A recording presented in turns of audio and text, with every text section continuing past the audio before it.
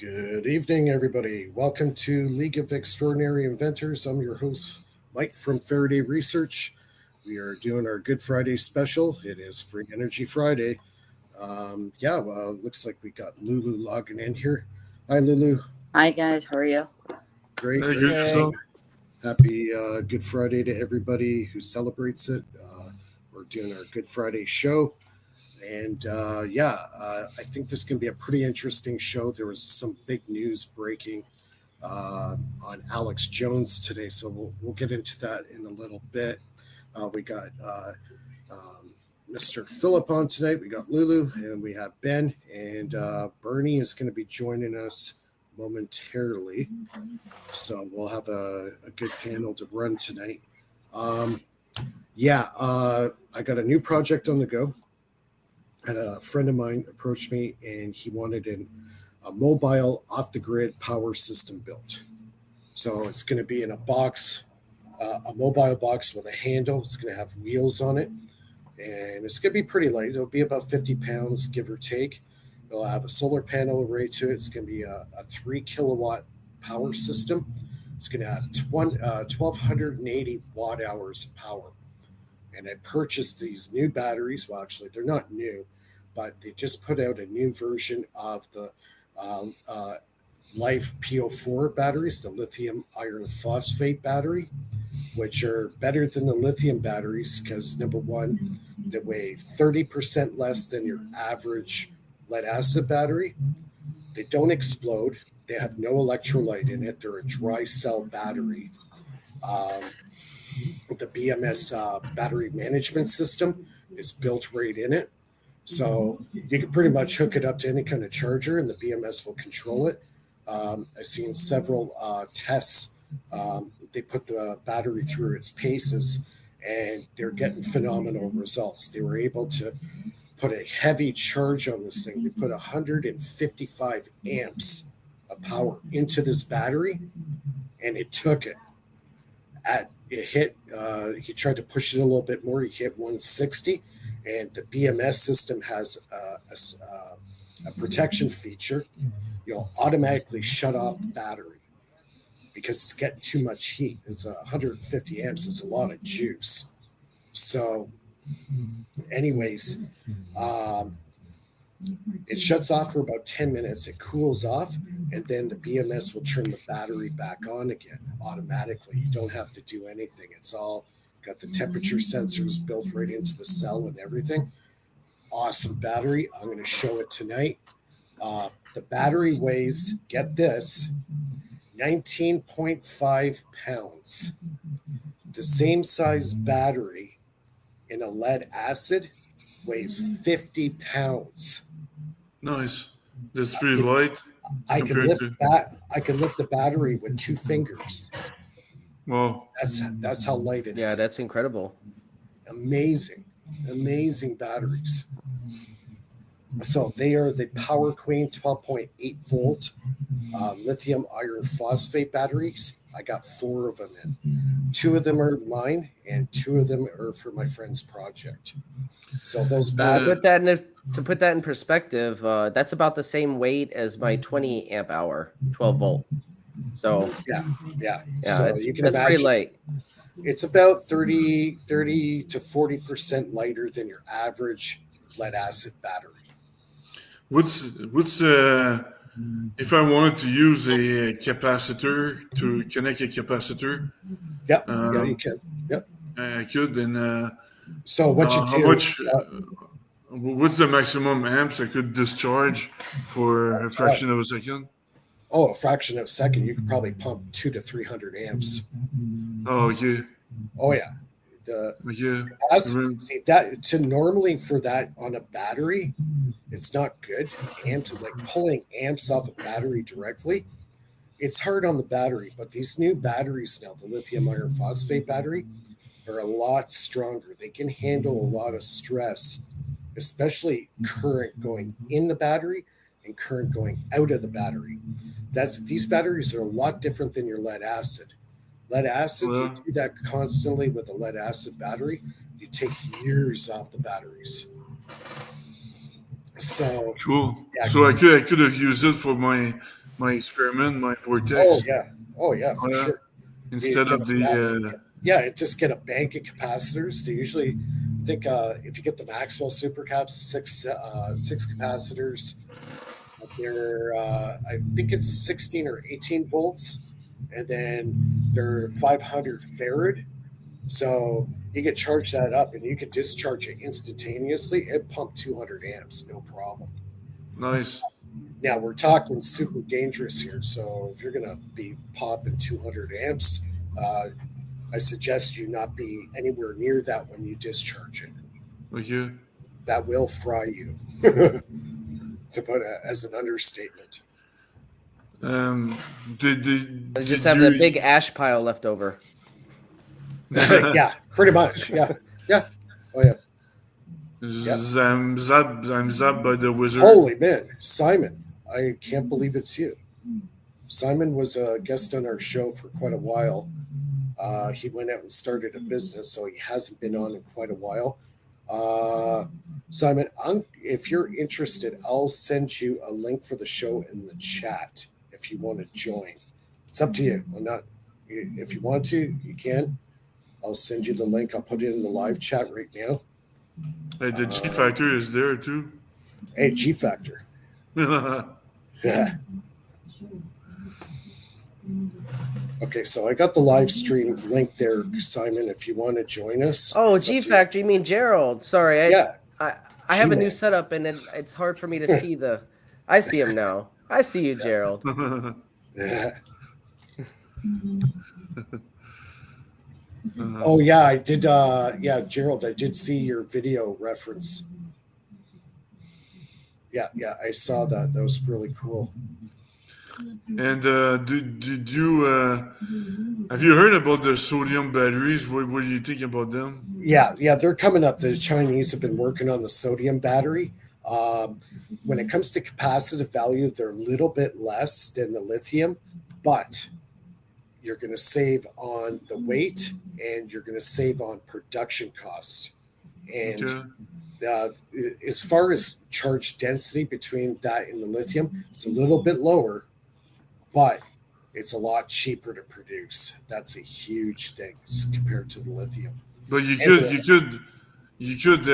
just you mean you take two, you connect them in series, Yep. and You for multiply the it. amps, and it's gonna Well, multiply the amps, the current. no, no, it won't multiply amps, but it will multiply the Add voltage. Now, add sorry. if you put the two batteries in parallel, yes, the amps go up. Yeah, okay. In series, they For a don't. direct current. Yeah. Right. How many would you need, like, if somebody wants to do off-grid stuff? Off grid, it really depends on what you want to run. Like, do you want to run an entire house? Yeah, like just Okay, so an entire house, if you want to run just your manual, usual, refrigerator, stove, toaster oven, fans, whatever, you could get away with a 4 kilowatt system. If you want something more robust to run, say, air conditioners and stuff like that, I would go up to a 7 kilowatt. And then battery capacity, it's all up to your budget, what you can afford. So those 4 batteries that I got yesterday, for value, for the specs, how good these batteries are, it came to $1,300. But you got 4 batteries for $1,300. You try to get that with a regular lithium, you're looking over $2,000 to $3,500. or Looking even at put, like, solar panel and their whole setup, or Well, or even yeah, could, like, so yours is a practical, economic solution to the alternative, honestly. yeah. Well, I saw a review. The guy had one of these batteries, hooked it up to his RV. He went on a 3-day road trip with it. The battery didn't die, and he was powering his RV. Was like, I think it was a 15 or 20 foot long RV. Had one battery, and it powered that thing for 3 days. Ran his sink, it ran his microwave, it ran his stove, ran Pretty everything, good. fans, everything. That's pretty damn good. Yeah. Yeah, for one battery, yeah, that's Yeah. pretty impressive. Like, do you know, like, product could, like, in disaster areas, so many Sure. people, Oh like, yeah, so many, they're all yeah, they're completely sealed. If they get shorted out, the BMS will shut the system off. Yeah, right. yeah. Ooh, a new circuit. Nice. Ooh. Mr. Nice. Gerald's on fire. um, I sent you the link, Gerald, if you want to jump on.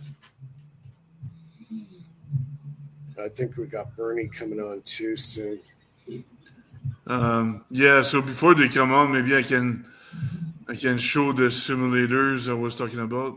Yeah, okay, we'll do that. Um, After you tell us, so many questions, okay, Phil, like, after you put. yeah, go ahead. No, I'm gonna I have questions after you show it, because I already Okay. have my. But after, She's prepared. Okay, I forgot my little intro here. Oh. He's dancing. I can't. There's no sound, Philip. Can you hear the sound or? No, the sound is not working. Okay. Yeah.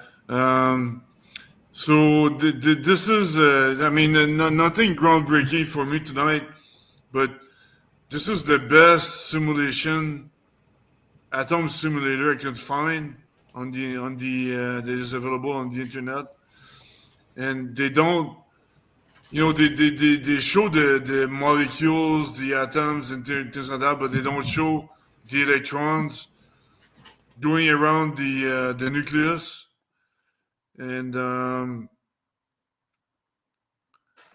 and that's exactly what I'm. Oops. That's exactly what I'm showing in my simulation here. Right here, you can see it auto zooms. You can see the electrons going around the atoms in my simulation. And that's, and again, I'm gonna speed it up here. There you go. And the mainstream mathematics don't work. I need to change the mathematics to get the electrons going, circling fine around the nucleus. So that's probably the main reason why they don't, mainstream do not show the electrons layers around the nucleus. So yeah, so I mean, yeah, again, nothing groundbreaking, but it's just I just want to share the state of the other atom simulation out there compared to mine. And Simon asked me, what is your opinion on knot theory? I don't know the knot theory, but I know pretty much everything about the mainstream. I know I'm about to implement the poly principle, but the poly principle is just a set of, a regulation saying that fermions cannot have the same state, whereas boson can share the same state. It's just a rule out of nowhere that just to make the standard model working. Veritasium has a fantastic video on it. Yeah, I'll check it out. I'll note it down. Thanks. But yeah, so nothing groundbreaking for me tonight, or nothing historical, but I just want to share the state of the current simulations out there compared to mine. Right. And that's about it. Okay, guys, I have the battery right here. Here it is. It's Nice. 19.8 pounds. Oh, we got somebody else. Bernie's here. So these are the new batteries. I got 4 of them. Nice. Hey, Bernie. Hey, Bernie. I think your volume's on mute. Yep. So these are the batteries, 1280 watts, 12.8 volt, 100 amp hour. These are the new Power Queen Premium 2 minis. So you can see How much are they? they're about 329 Canadian. They're normally 460. I see them as high as 480. Okay. So around $100 American. Yeah, really. So yeah, I got 4 of these guys. Okay. Yeah. They're beauties. Their Nice. BMS is built right in. They're completely sealed. Yeah, it's basically plug and play with these guys. They're awesome batteries. Really good. Very good reviews on these batteries. Nice. But your own battery is going to beat it in the future? What's that? Well, this is what's going to run my inverters, right? So any power device I make, free energy device I make, all that power is going to be stored in these guys. No, yeah.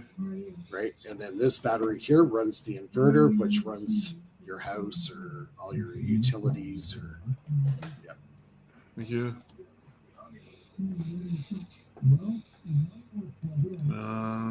Yep. So I got 4 of them right now.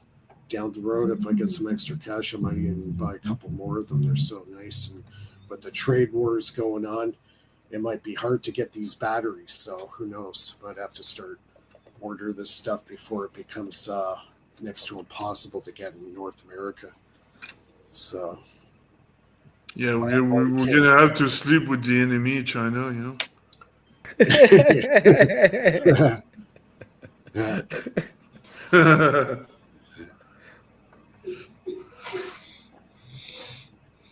Yeah, but I've watched all the reviews on it. I've seen guys actually tear these guys open, and the construction is very good construction. All the welds are very good. All the soldering, the BMS seems to be very good quality. Heat sinks on 2 sides of the BMS, control board inside. And they put them through their paces, and they were able to take 150 amp charge. That's a huge charge. When they hit about 160, the BMS kicks in and shuts down the battery for safety. Yeah. So, but it can take 150 amp charge. That's enormous amount of power. That's cool. That's exactly what I need for my experiment. Yeah. So yeah, these things are awesome, and I can, like, I'll show you. I can lift it with one hand, 2 fingers actually. There, 2 fingers. Okay, try doing that with the lead acid battery. Ain't gonna happen. Easy. So, yeah. Cool. So the power system I'm going to make for him is going to have 2 of these guys, a 3 kilowatt inverter. It's going to have a solar panel fold up, so it'll be in the box. Open up the box, take the solar panel out, throw it out onto the campsite there. Have the thing charging all day long. You can run a small refrigerator with this, no problem. So, yeah, so that's going to be my big project, and I'm going to hook up a system very similar in my locker. I'm going to hook up a 4 kilowatt. So I'll have a 4 kilowatt system in my locker. That's going to be my new lab. So the weather was kind of crazy this week, so I wasn't able to get much work done on it. Maybe next week I'll be able to clear out the stuff and start putting my lab together there, because just doing this stuff at home now, I just don't really have the space to do it. Running out of But by the way, you said 150 amps, 300 amps is dangerous, but not that much if the voltage is very low, like 5 volts. Oh yeah. If it's 5, but still, you got amps. Amps is what kills, right? Well, the watts is what kills.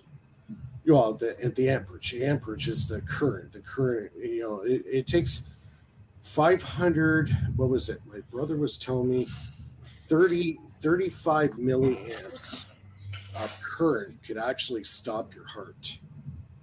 Oh yeah. That's not very much current.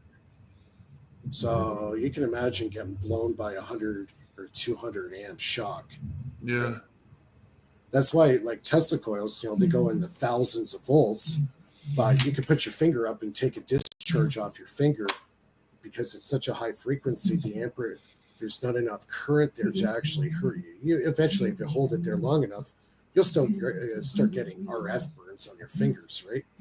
Yeah. So, yeah, it's just a different type of. If you got direct current, 150 amps hitting you, bad ending. Very Yeah. bad ending. Yeah. Simon says different kinds of damage. So, yeah, but both are damaging, but differently. Yeah. Makes sense. What am I doing here? Is Bernie there? Oh, hi, Bernie. Yeah, I'm just Hello. Put this battery away. I was doing a show and tell. Oh, we can hear Mike. Can you hear me, everyone? Good day. Yeah, Be safe. we can hear your beer brewing machine behind running. You know. You muted. I was muted. You could hear me until I muted myself, and then couldn't hear my rebuttal. But happy Easter, everyone. Good Yeah. to see you all. I guess Mike's just setting something up, or Yeah, I'm just putting my battery away. I'm not sure if for whoever wants to join the panel as well, Gerald or Simon or Gerald's back is out, so he's out of commission. good. He So, had. So Bernie, I have to ask you, what Mike. did you? Can you hear me? Sorry, other Mike. I was saying yes. What were you saying, Mr. Mike Faraday? What'd you think of Alex Jones' show today with the free energy stuff? Good that he's covering it, and good that he's like at least taking the sources from like our community, like Dark Journalist, like Ashton Forbes, as opposed to less, credible and less experienced, more counterintelligence sort of people. So hopefully it's not a narrative hijack, and it's actually this topic and technology just going mainstream, and us getting disclosure and development finally. Yeah. It's the fact that Donald Trump's uncle showed him some of the stuff when he was a kid. Apparently, that's the story that the president in the U.S. right now, his uncle, showed him some of the stuff that they were working on 40, 50 years ago. And he says that stuff's going to come out slowly. So, but yeah, it was, I guess, getting released in Congress. There were papers released because I know Alex Jones had some documents on his desk saying that they're going to start releasing some of the stuff pertaining to the secret space program. Apparently, they've achieved time dilation in the lab that works, and they've been able to repeat the experiment over and over again. Yeah, So maybe they talk about time dilation in the future, which makes sense, but to reverse time dilation, I don't believe that that's possible. To go back in the past, everyone their opinion, but I bet against it. Yeah. Well, why don't we start betting? I bet $50 on it. But I think the more important one that they were mentioning, But I can't go into the past and change my bet, Phil. How will I win? I think what's most important is the free energy stuff coming out. I think just the cat's out of the bag. It's just a matter of time when they have to start releasing this stuff, because shows like ours and many other guys out there. Over 2,500 patents were seized by the U.S. Patent Office that were free energy devices. They did work, but they were seized by the military industrial complex. And I think it's time the stuff start coming out. Yeah, exactly. Sure.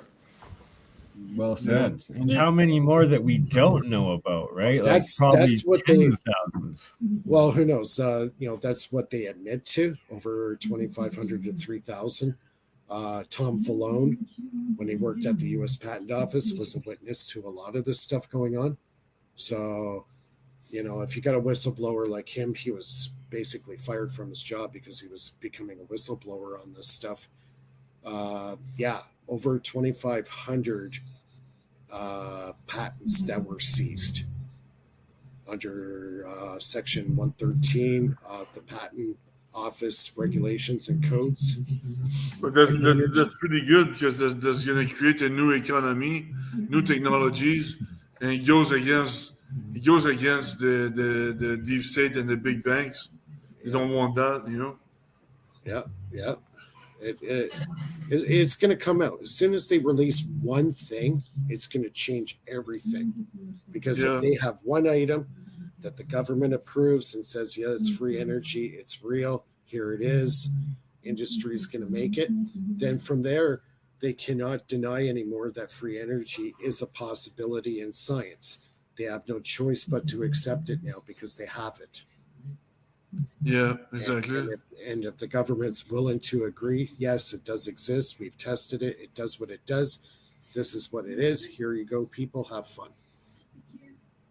Yeah. So it could be an energy renaissance. We could be on the brink of an energy renaissance, which I hope. Yeah, the energy boom. That's exactly what we need to create a new economy. Well, the thing is, if you don't have to pay for energy anymore, farming gets a lot cheaper than the farmers. Yeah, and we're so tired. We're so tired of the non-elected official making money off oil, and it's been like that for 100 years. And electricity, that it's all governed by the government, anyways. As Mike was saying, that when you have free energy, the cost of manufacturing is negligent. Right. Yeah. Your operational costs go way cheaper. Right. Yeah. Way cheaper. Now it's been more feasible to produce product. Your profit margins go up. Now you don't have to worry about paying your workforce instead of laying them off. Now they still have a job. Yeah. Right. You know what I mean? So, and then to demand for product, and that what boils down in the end, if the economy gets healthy, people are making money. Well, guess what? Now they got money to spend and feed back into the economy. You don't have to be a rocket scientist to figure this out. If you make the energy free, everything changes for the world overnight. Yeah, because most people don't hoard wealth. Most people actually spend it and reinvest it in the economy, like you said. Well, you know what? I think the whole thing boiled down to they were using the energy thing as a control to control the populace. Exactly. No, I think you're right. That definitely makes sense, though. Oh, big time. Yeah. And that's been pretty obvious in the last 125 years. Yeah, and the surveillance system. They did everything not to lose their power. And the patent office was an arm of that control. It's control. It's control. That's all it is. Nothing more. It's control the populace. If they cannot tap into your digital world, then for them, stay free. You're powering your own servers. You're powering your own.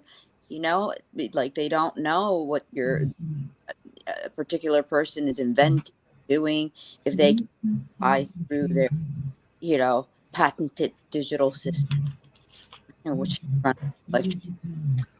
Your sound is cutting off. Yeah, your sound is all choppy. You're cutting out, but I think what boils down to is the fact that if the energy becomes free, it allows the economy to bounce back. It creates new industry. It will be a renaissance, complete renaissance of our way of life in every every aspect. Yep.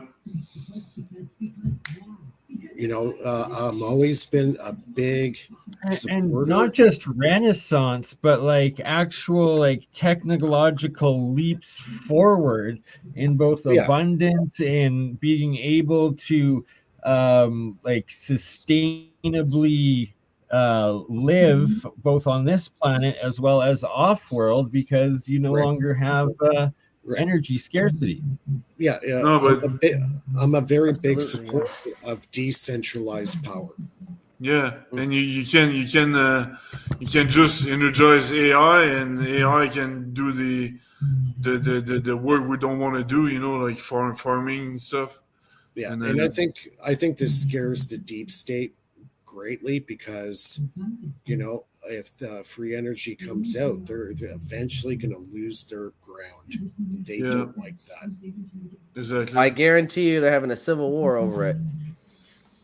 Well, they'll try to orchestrate a world war and put us back to the Stone Age. You can almost guarantee. No, I mean internally, like whatever power structure that's been maintained so far is probably shaken. Oh, that's There are literally elements what's inside going that on I've right heard. now. That's That's Yeah, I what mean, at we least were- according to Dr. Greer, there are elements inside that are, trying to shake things Sure. up and Oh, go yeah. against the current. So, Oh So yeah, that's- there's World War III going on with the deep state right now. Yeah, and right, exactly. So, like you never know, we might get an upper hand in this situation. Well, all you need is an electromagnetic bomb, and it's gonna kill all of our computer, and we will go back to the Stone Age. From that point on. honestly, I could live without a computer. I did before as a kid growing up. I could not live without all of you wonderful people on my panel. But the point is, Just kidding. we've We become survived. we've become so reliant and prisoners to the technology. Money, the way we just do commerce.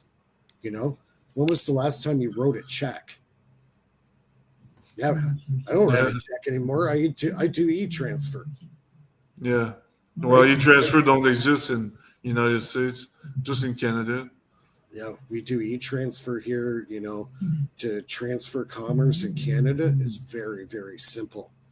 Not like the old days where you had to write a check. International is really hard. It's because you can't do e-transfers outside of Canada, and you can't accept from outside either. And they've blocked Cash App, Venmo. What's the other one? Like they've blocked everything except You PayPal. You can only do wire transfer in that case. What about Well, you got crypto. You can still do the crypto thing. But no, it's in Canada. Here's the thing: try to actually bridge it back into your bank account and cash it out. Most exchanges are also blocked by the Canadian government. Really? Yeah, that's right. finance. Trudeau blocked the maximum amount of money you can transfer to and from Canada. Okay, but question: if you have an eBay account and you post an item and put whatever amount you want, and a person goes in there, pays it, wouldn't that be a form of? Yeah, that goes through PayPal. Yeah, but like we're talking. Only PayPal. So that's what you have to understand. PayPal is the only alternative than the banks that they allowed. Thus, Elon Musk that started out PayPal, he didn't start out from a position of nowhere. No, he started out from being put in the alternative position to control the financial system that's outside of the old system. How did he get in that position? Is that he had like Russian contacts, I guess? Is that help him, or obviously?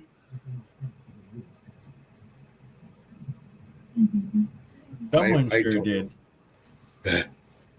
I'm pretty sure that it's like a financial product, like it's a stock of like different versions through their central banking, all over the planet. It's just a way to convert it. That's all it is. Your sound is very choppy, Lulu. Maybe log out, log back in. Your sound is You cutting out. use your cell phone. Yeah. She had problems last week too. But yeah, it's interesting what's happening. if this free energy thing finally takes some traction, it could really change things for the better. So I think there's a big fight going on behind the scenes that we don't see. Maybe Trump can get this out. If he can get it out, that would be a pretty big thing for humanity anyways. Yeah, and is he going to be successful in getting rid of the feds? I think that's impossible. Well, I think Is it it's better? What's that, Lulu? Is it better now, or is it still choppy? No better. A little better. A little better. I think it's the Wall Street guys that are a big issue. I think they're a big part of this. The Wall Street guys. Yeah, but the feds they control the interest rate and all the nonsense. Yeah. Well, it's going to be a rocky road. That's obvious. What's happening right now? It's going to be a rocky road. But if they can get some devices out on the market for people to use, it's going to start changing stuff. Yeah.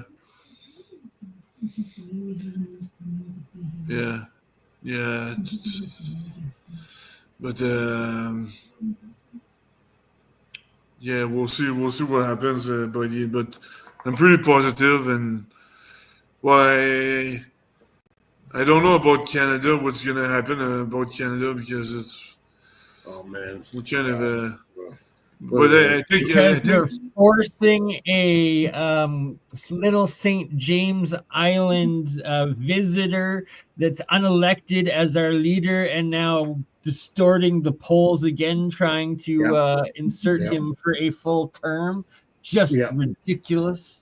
Oh, Carney. Man. Oh, Carney. Oh, my God. If he gets in, man, we're finished. For those that don't know what Little St. James Island is, it's the Epstein Island. Epstein. So, yeah, don't forget to vote. It's like in 1 week. You got your... the 26th. Thank you guys for reminding me. So we all have to make sure that we do. We should probably do a Canadian live stream all day long, being like, "Go out and vote. We don't care who you vote for, except don't do the pedophile." Cool. I got my voter card here, right here. Yeah, me too. Right here. Yep, got mine. I just have to walk like 30 seconds. The office right next door. I have to go. Oh, all right. We'll be here. It's the 28th for me. I gotta go the 28th. The 28th is. I thought the voting day is the 26th. They're sending you 2 days afterwards because they know that you're not going to vote Liberal, Phil. Yeah, that's I'm probably. just gonna hop outside to grab something quick. I'll be back in a couple minutes. Yep. So a lot going on. It's gonna be an interesting next little while here. Yeah. Chinese election. China, like my relative says.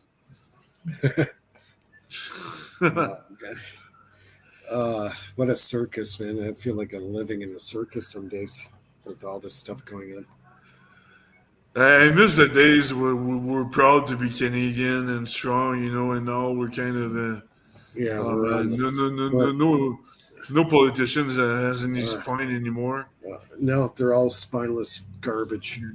Garbage in, garbage out. That's what it is. Exactly. Garbage in, garbage out. That was a George Carlin skit. When we elect these guys, you get what you get. Garbage in, garbage out. One of his best skits ever. Oh, jeez. The drama. Did we ever figure it out? The Dominion voting machine that was highly corrupted? We didn't. It's from Toronto, actually. We didn't do anything with that. We Within What, it with the can still American? be reused. Now, was that with the American election used it, or was it the Canadian election? The American, both the Canadian and American Because I election. heard, I heard some of the voting machines were made at Lockheed Martin. Yeah, no, Dominion was the main one. It was run out of Canada, and then they were like built in like Europe and different spots, but it was Right. operated out of Dominion. It's due to the Five Eyes aspect that it's like Canada could spy on the US and hack the US data and then feed it back to the US sort of thing, and vice versa. And that I believe now Trump has passed in the US that they're going back to all paper ballots. But most certainly in Canada, you're probably going to see these Dominion voting machines everywhere. And that's how they're going to try to install Carney and steal the election with a pedo carnage in power. I hate it. They should change the Like Liberal what, Party. I like what Robin Williams says about politicians. He said all politicians are like diapers. They're often full of shit and need to be changed often. Yeah, exactly. Yeah. God. There's no death penalty, but for the traitors, huh? I heard the Liberal Party is full of traitors right now. The Marilyn Jolie, Freeland was a traitor too. They had like a whole bunch of responsibility, and they just cherry pick what they want to do, and they. Well, a lot of these guys are all plants from the WEF. You got to realize Carney, Trudeau, all those guys, Christina Freeland, they're all part of the WEF. Yeah, the left wing.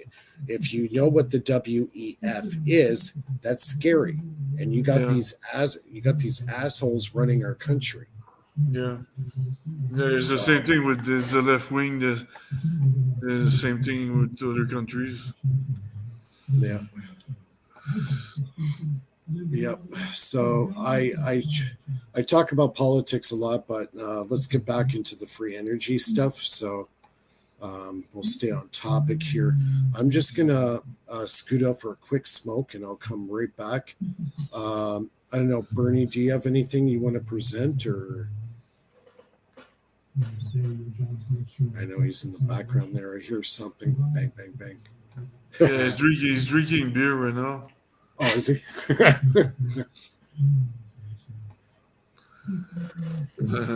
And Philip's drinking Red Bull.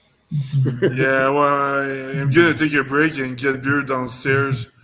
And I'll be back very quickly. When you come back, I'll leave for a few minutes. Yeah, I'll let you guys chat it up. I'll just scoot out real fast here. I'll be right back. There's no, I guess, Ben, you got something. Ben, do you want to give us some lab updates for a minute? Yeah, I got a couple of lab updates.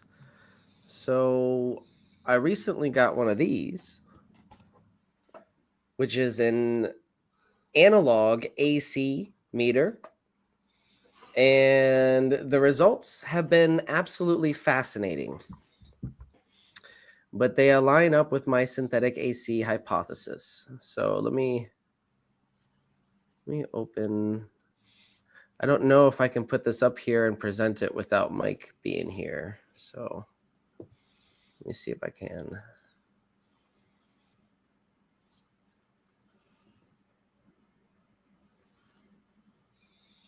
Guys, so this could be potentially be really big news.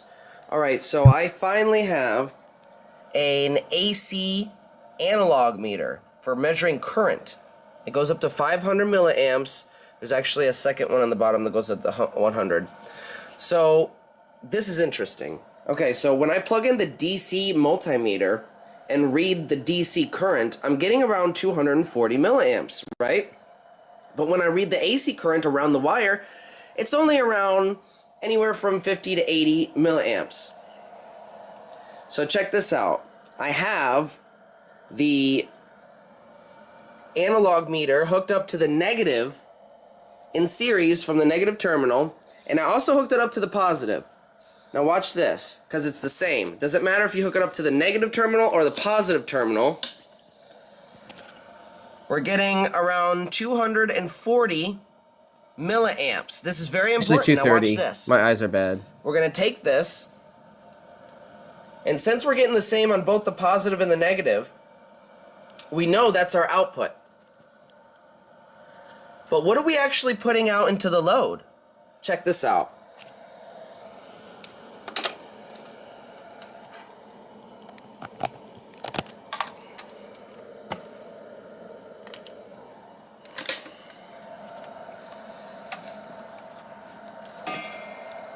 We're going to put this in series on the negative line, the return line, because remember, the positive line's using some of that energy. We want to capture the return and see the full potential of this. I also put it on the positive too.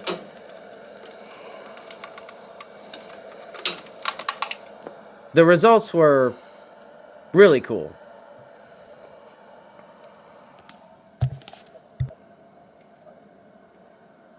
Check this out, guys. This is huge. This is absolutely huge.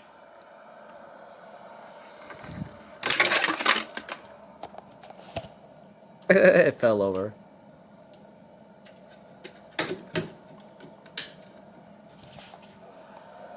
Now look at that. What does that say? It's almost exactly the same. It's like 230.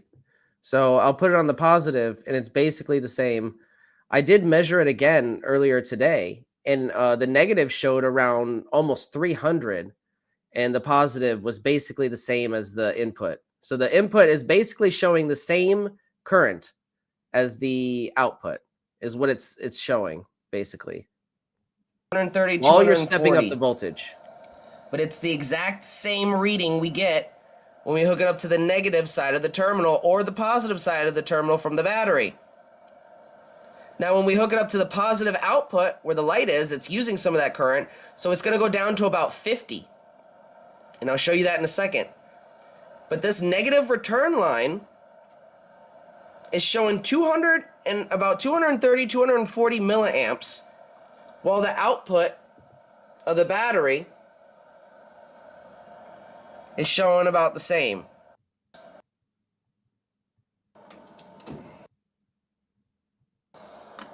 So there's a Now look at what we get. Oh. So this is the hold on, let me rewind it real quick. Really big news. Battery. Positive now, so you can see. All right, let's hook it up to the positive of the battery. Okay, so this is the positive of the battery right here. All right. Now look at what we get. Oh, so it's basically the same. And when I hook it up to the positive of the output, and I'm going to do that in a minute because it was showing a couple of different things. I hooked it up once and it showed almost 100 milliamps. Then I hooked it up a second time and it showed closer to 230 milliamps.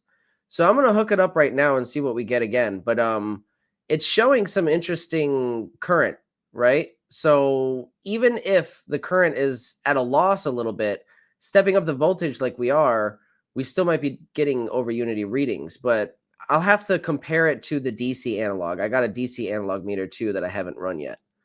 But this is very interesting because this is showing raw usable AC power. 230, 40, whatever.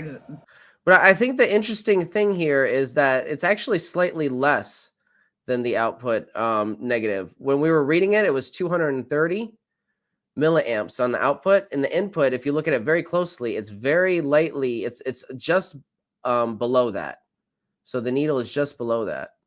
Like the exact same. Yeah, so you can see the needle is just not even hitting that last line that we were before. So it's interesting, but it's aligning with the waveform that we're seeing. So we have a waveform right here.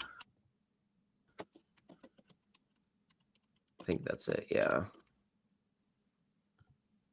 That shows the input versus the output waveform.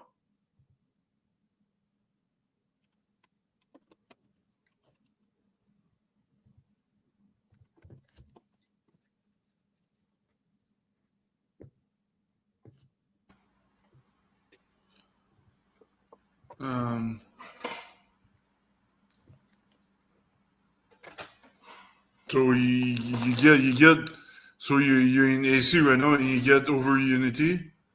Oops. Okay, was that glitching out for everyone else too, or just me? Stuff. Yeah. Anytime I'm it's over getting a little Unity, for lag. some reason, the internet stops. Oh, yeah, see, it's for Mike as well. So it's glitching on everyone. You showed some Do over you, Unity, and that's the way it goes. Yeah, it was a little laggy. Do you see the new video at the bottom? Is anybody able to present that? Oh, there we go. Okay, here we have yellow and purple. Yellow. So this is the input, basically probing the positive terminal of the battery, which is the purple. And then we have the output of the coil, just putting it on the output wire of the coil. This is really, really cool. Look at this. Yellow is the output of the coil. Purple is the battery's output. So purple is the input of the system, and yellow is the output. Purple is coming right off of the positive terminal of the battery. And we also have it switched to 10 times, this little red switch here, and compensated for the probe to be 10 times. Because what that does is it filters out all the resistive loads in the probe, or it filters out the resistive load in the probe, so it gives you a more accurate, clean signal, but it shrinks it times 10, so you have to compensate by hitting this button right here. And this is really, really interesting, because right here, so right here, what you're looking at is the smooth synthetic AC wave, right, on the macro scale. We're zooming all the way out and seeing the waveform on the macro scale. And we see this kind of like smooth, almost smooth sine wave. And we zoom in, we get those nested harmonics and those interesting features. But this is just comparing the raw input versus the output data. we have the signal of the green wire. So this is the end of channel B, the green wire. Now let's hook it up to the start of channel A. Remember, these two wires are normally hooked up together on the breadboard version to close the two. Oh, there we go. So here we have it. Right there.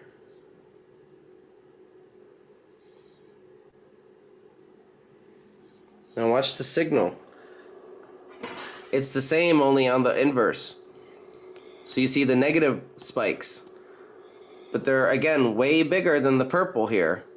Purple is just this little skinny strip at the top.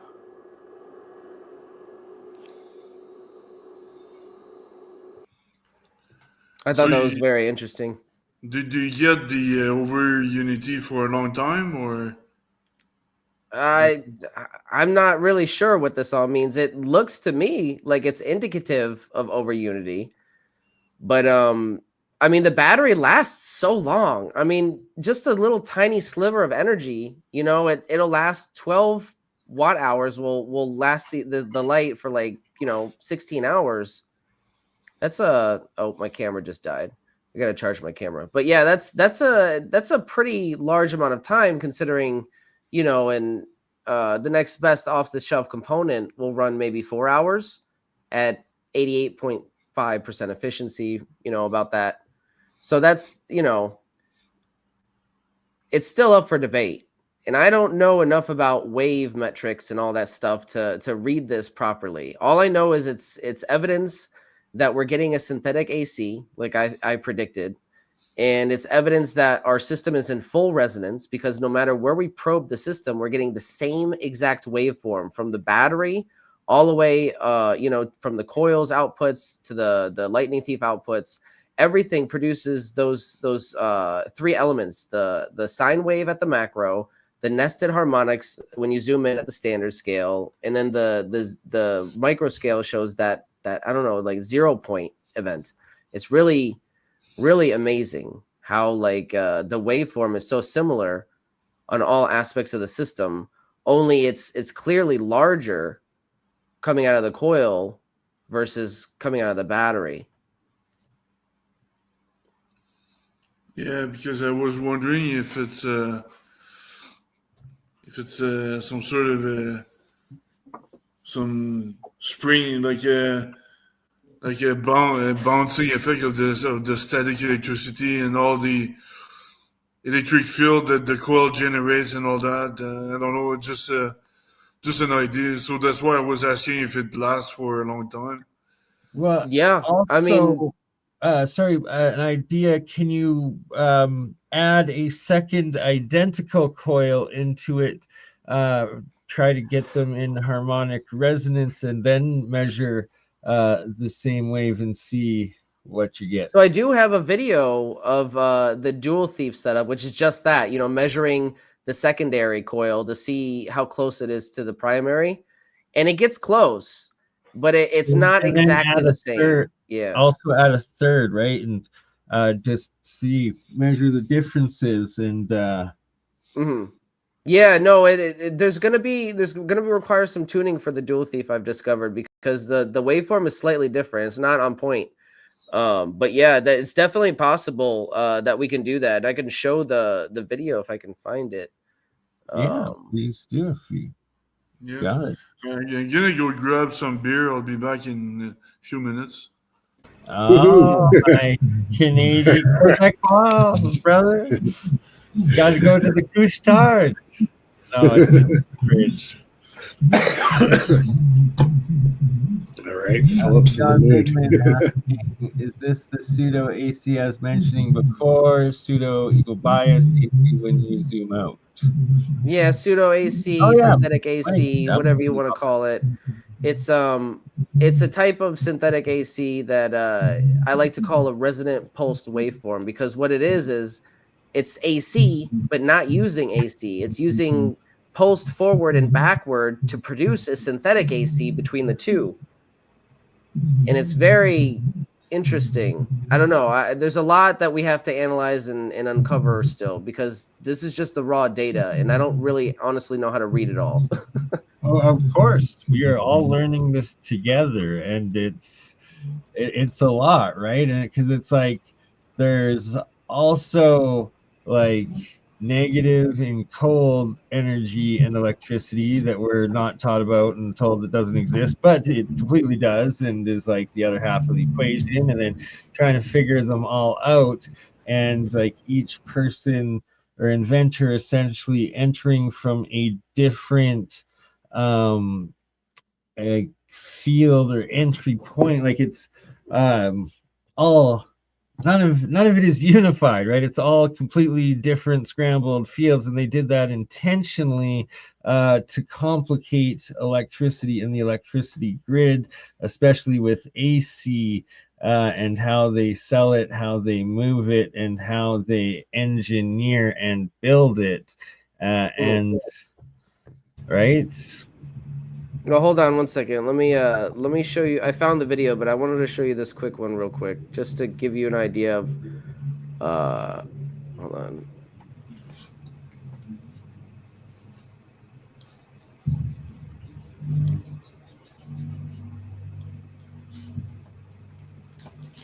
Yeah, so don't diodes like add the impulse that switches the DC to AC? Is that one aspect? Well, you're this right rectifying. If you're rectifying the AC, it'll become DC. Okay, that's the inverse. It's the opposite there. Right. Now, so this is oh, sorry. Go ahead. I was gonna say this is the three characteristics of the waveform. So this is like what you want to look out for. What we're seeing basically on wherever you probe the system, you're seeing these three characteristics. You're seeing this right here, which is some kind of 0 point event or something. I don't know. That's what I'm calling it. until I figure out what it is.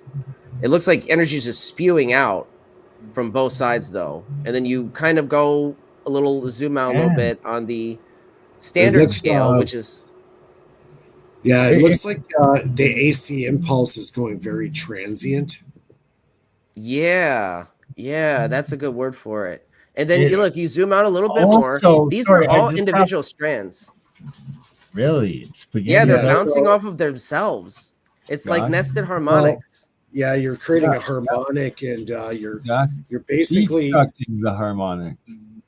Yeah, destruction of the harmonic, but also too, the AC waveform is being distorted, and you're getting the transients. It all has to do with the frequency, right?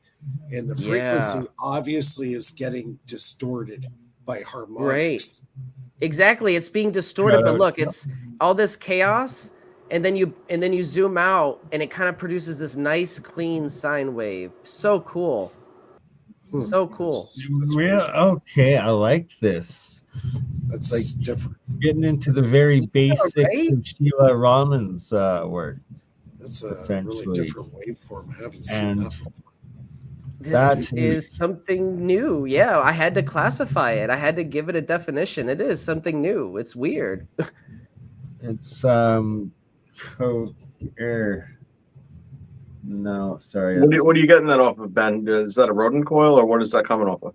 Yeah, so this is coming off of the Dragon 7 coil, the Mark 1. And we're using the Lightning Thief device. And this is what's happening when we use the 40-watt panel. It doesn't happen. This waveform doesn't happen like this with any other light source. I found out it's just a 40-watt panel. So actually, when it's ringing is not when it's fully effective. You want it to not ring, which is what this 40-watt panel, it doesn't sing to you like the other light bulbs do. So I thought that was interesting. So you don't want it to actually sing to produce this waveform. Nice. Can you run it again? So let me play the video. So this is the zooming all the way in. You'll get these little convergence points or whatever they're called. I don't know. It's really wild.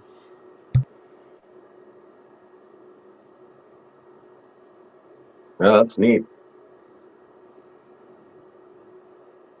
And it's crucial, and like if you can zoom into that center point again, it reminds me of the arcs from Sean's Tesla coil, the silver one specifically, as it's diverging out of that singularity or 0 point. Oh, you're talking about his breakout.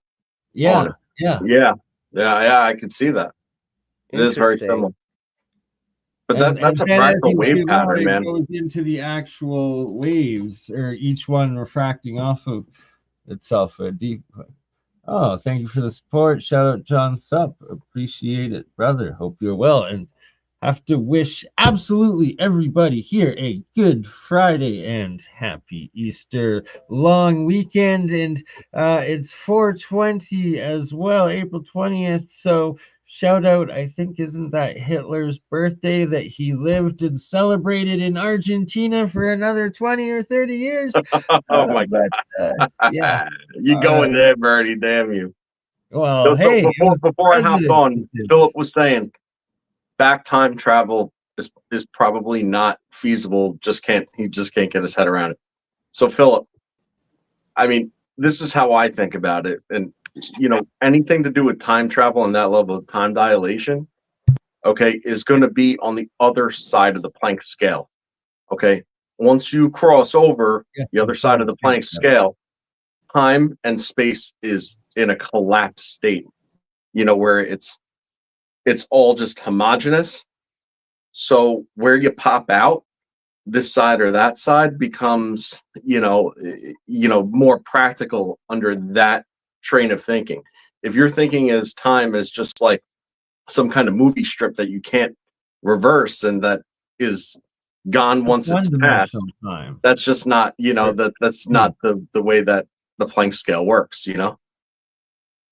So I see one-dimensional time as like a disc, like a record, but like just a disc, your CD, your page in a book.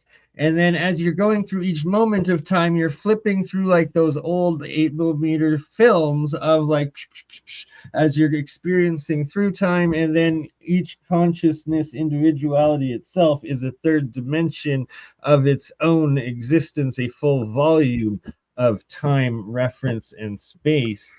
And yeah, it only goes Sir, I'm not on enough mushrooms to understand what you're saying.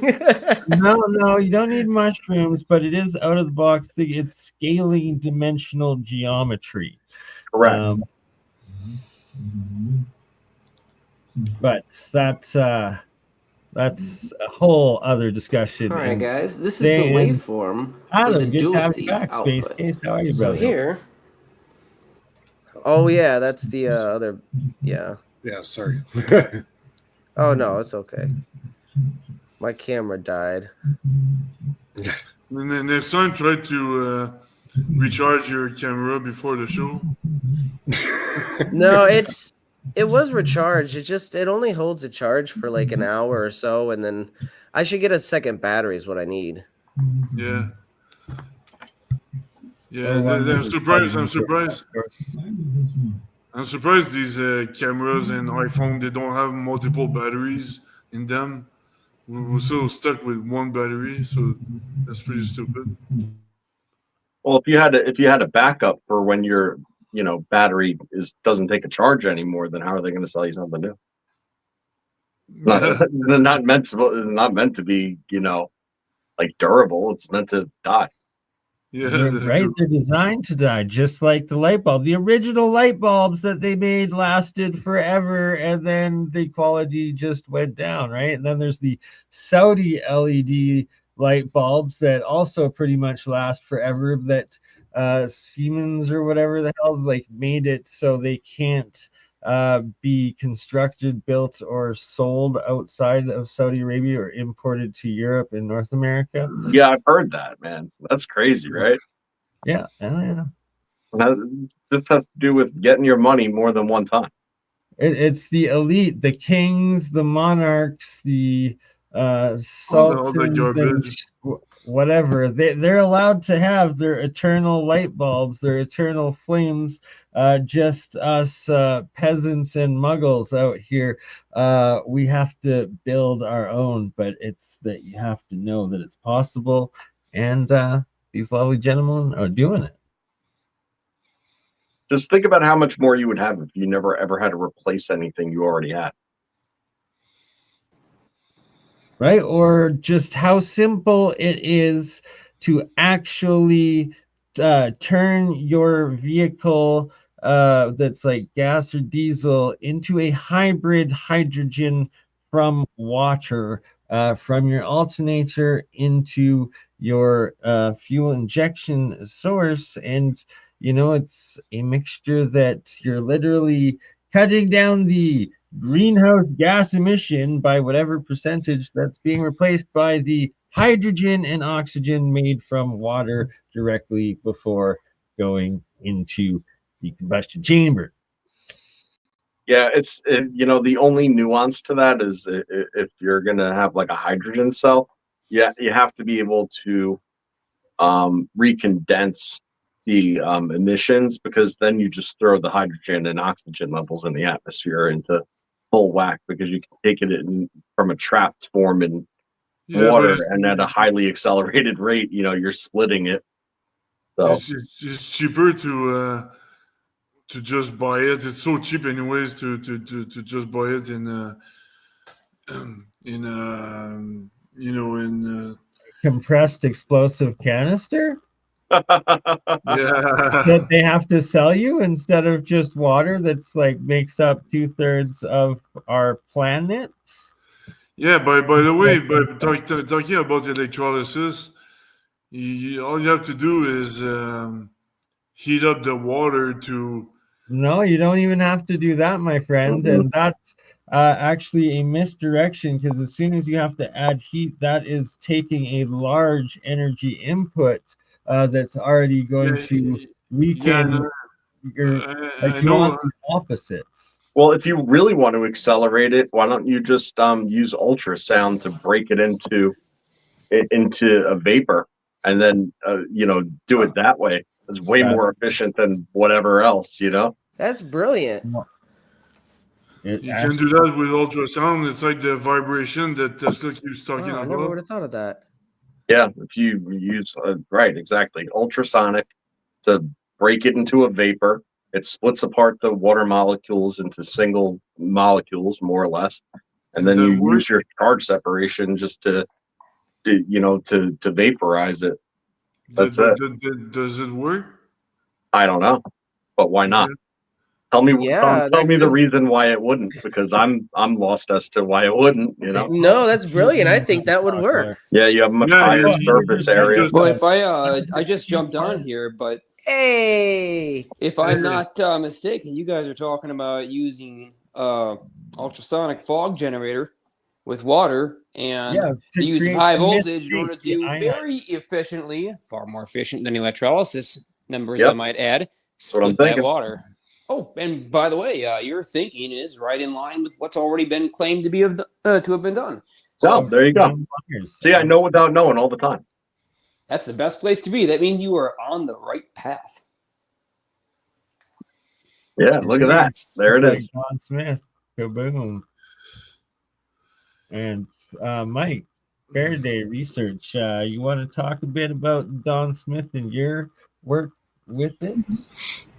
Well, I didn't do actually any electrolysis with it, but I did do most of his transformer experiments, spark gap, and Don yeah, Smith it did worked. electrolysis? I was not even aware of that. Yeah. So he was working on a lot of stuff, and there was a lot of stuff he didn't disclose either. He was very cryptic in most of his lectures that he did. So some of those lectures you had to watch a few times and listen closely to what he was saying in a lot of the stuff he was doing. But there was a guy that was doing what we were talking about, the using the fogger. Yeah, I'm trying to remember that's his what name. makes the Brown's gas very easily, right? And it's an Right. ionized state of HHO. And Right. yes, that is one key I'm trying to aspect remember of his it. name. He just passed away about a year ago. He made a generator. Actually, I have a copy of his patent somewhere on my computer. Using the he presented Fogger at Tesla device. Tech a few times. Yeah, he was at the last Tesla Tech. I think it was 4 years ago, and I heard he passed away about a year or two ago. But So can you get the frequency of the hydrogen molecule with sound? Or? Yeah, that's a whole other one. The resonant frequency of hydrogen, Philip. You're bang on with that. Mhm. That's a key part. So Yep, they make just a have to be Fogger. tuned a little bit differently from part A to part B. See, and then Somebody when you said something add interesting. both Said of same what as Joe same as said- gasoline. Yeah, but when you do if what you were to Joe said atomize with- gasoline, it would be way more efficient because there's so much waste and inefficiency in a fuel injection system or in a carbureted system. It's basically relying on high pressure to pseudo atomize it.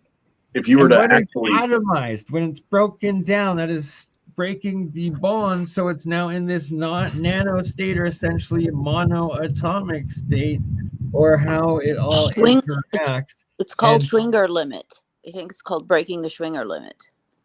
No, the Schwinger limit is the ultimate limit. Well, But it's the- breaking the ion bond of the outer electron shell and the others. And the key part that was discussed with Jeremy and Mark the other day is when an electron jumps from a covalence bond to another, a photon is emitted with each, and that's this. Which brings up something really important, Bernie. You exactly call it right. And if you want to make this more efficient, this whole entire process, that can be done simply by adding photonic energy into that pond fog. You're already preconditioning it because water is already capable of absorbing several different wavelengths just as a whole molecule. And hydrogen is able to absorb just the widest number of wavelengths of pretty much everything on the periodic table. Is it So between would a good wavelength be between like say 640 nanometer to like 960? they are Nanometer? within that. Yeah, it has Yeah. many absorption frequencies within that range. There, you should take a look at the whole. Maybe Bernie can pull it up right now. If you take a look at the emission spectrum of the hydrogen atom, or just of hydrogen proton nucleus, then you're gonna see what I'm talking about here, because it's like I over know 16 different exactly what you're frequencies. Yeah. talking about. Yeah, see if you can pull that one up, because it's a pretty impressive chart. I was just about to go grab a demonstration of what we've been talking about with the different gases being produced through electrolysis. But Mike, do you mind, or someone with computer? Well, yeah, I could look it up. One thing I want to note is using the infrared spectrum was also used in Malcolm Bendel's thunderstorm generator as well. So I assume, I'm not certain, I think the IR emissions probably between 640 and 960 nanometer. He's actually charging the electrolysis as it comes out, goes through the chamber of light, and then from the light goes into the spherical chambers on the other side of the engine. So yeah, the sequence is a little off. They take the exhaust gas and they introduce ionized air into the cavitation bubbler. right. That then goes into the second flow. And what is ionized? It is, you're breaking not just one outer electron covalent, but you're actually igniting, energizing it into the plasma state when it's in a single atomized monatomic state. Right. And that's when all the hydrocarbons go bye-bye. So during that plasma state, that's when everything breaks down. Booyah! There you go. Yep, that'd be that. Way to they call get it, further Mike. energized in the late stage, reverse flow process, though, once they start, because you have it positively charged, on the inside or outside. I don't know. It's hard to describe that because it goes both. But in the first stage of that pipe, it's positively charged. And the second state is negatively charged, counter-rotating. So it creates a charge differential on the stainless steel of the of the pipe itself, which further furthers the plasmatic cavitation outside of the the phase differential of the bubble in the water.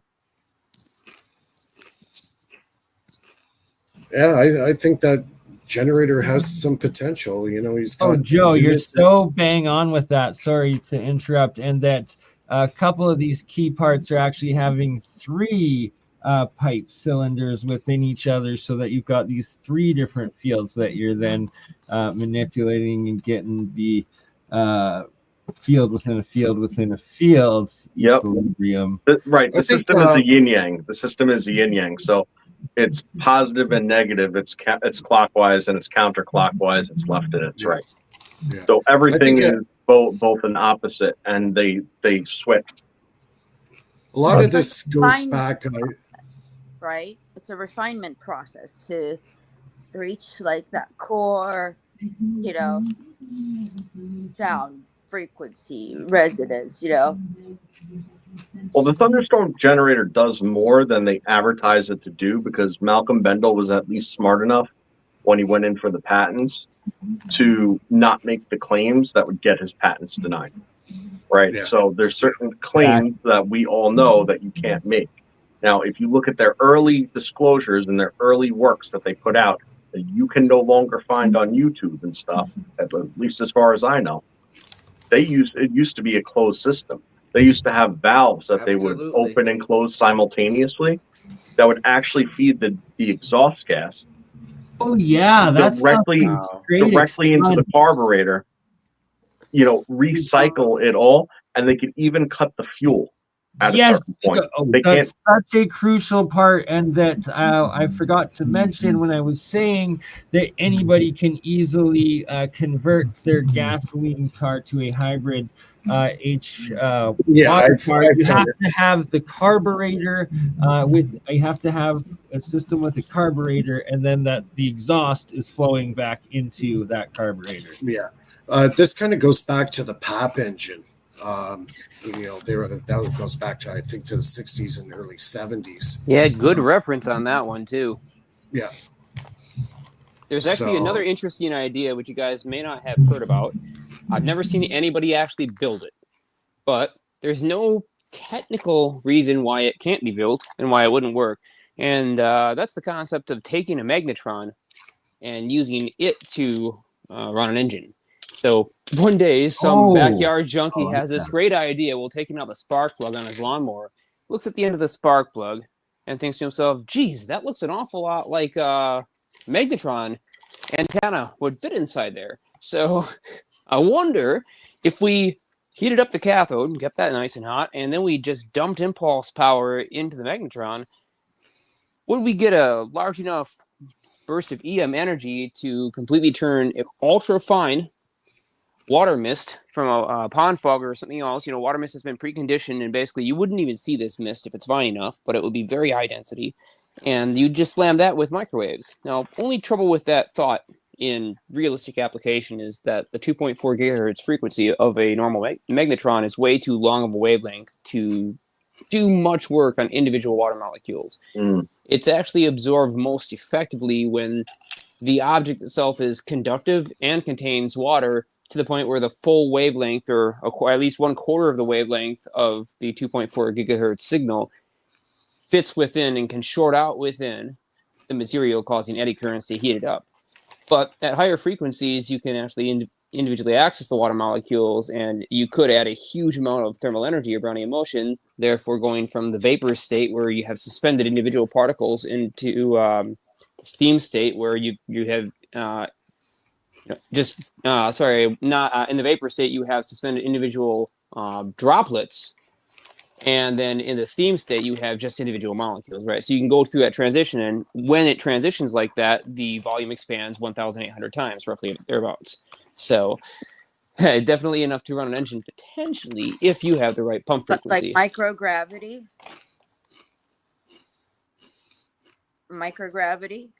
Never heard it compared to microgravity. This is more a matter of whether or not the water molecule fits within some construct of the wavelength of the pump frequency where it can actually absorb the energy instead of just being slightly wiggled around by it, because you really want to impart momentum into it so that you increase the Brownian motion and go into that gas phase transition.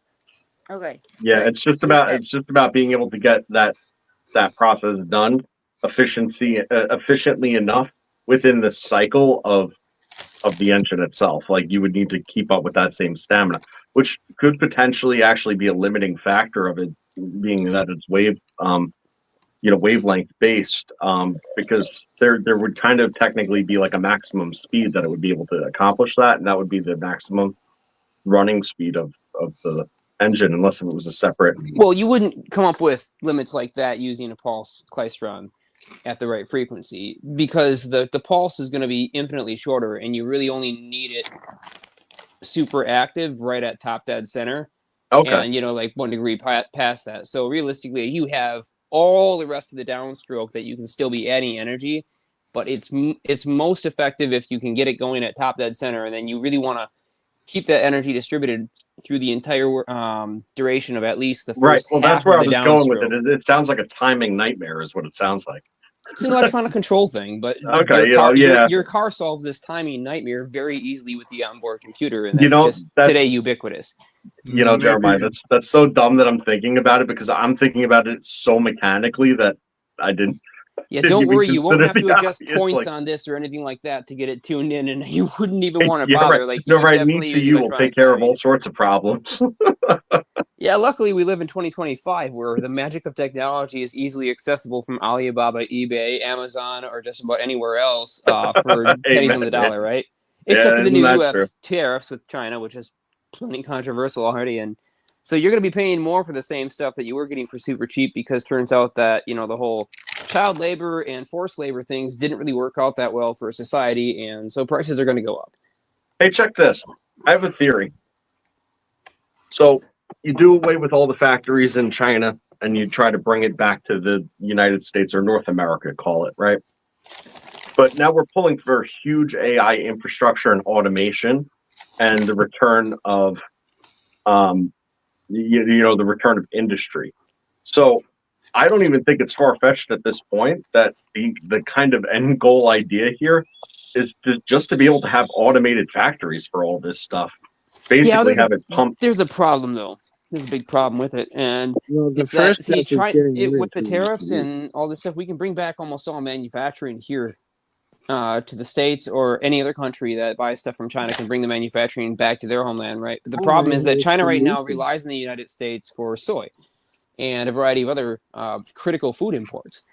And they don't have the infrastructure set up right now or the manpower to realistically supply all of that themselves. Yeah. And so, like, if we suddenly try to do, a cut off cold turkey, you're going to get the same kind of result that you get when you try to cut an addict off, and you're Right. Well, the dealer. humanitarian crisis at that point, not necessarily of our making, but No, but if we chose to do it, if we chose to be so inhumane as to cut off an entire country's populace because of actions of their government, hello, political pissy match, right? Yeah, this is the problem. So that's where the big danger comes in. China might have to take drastic action in their own opinions. Jeremiah, the whole purpose of this stream, Free Energy Friday, like Mike said to begin with, energy independence and boom, what am I even saying? We solve that, and this problem just goes away. So hey, I guess, guys, that's exactly where I'm going with it too. That's where we're all going with it. That's right. Well, with the AI though, I'm saying, like, if they're looking to build the AI infrastructure, they admittedly don't have the ability to meet the power needs of that. So you can't have one without the other. And so that's I think the only thing holding actual AGI back itself that already exists and is it's power hungry, is that it doesn't have the power requirements. So that's why it's kind of risky to keep feeding all of these breakthrough energy things into it. No, but I will tell you personally that I don't. I will not give AI the secret to the free energy conundrum.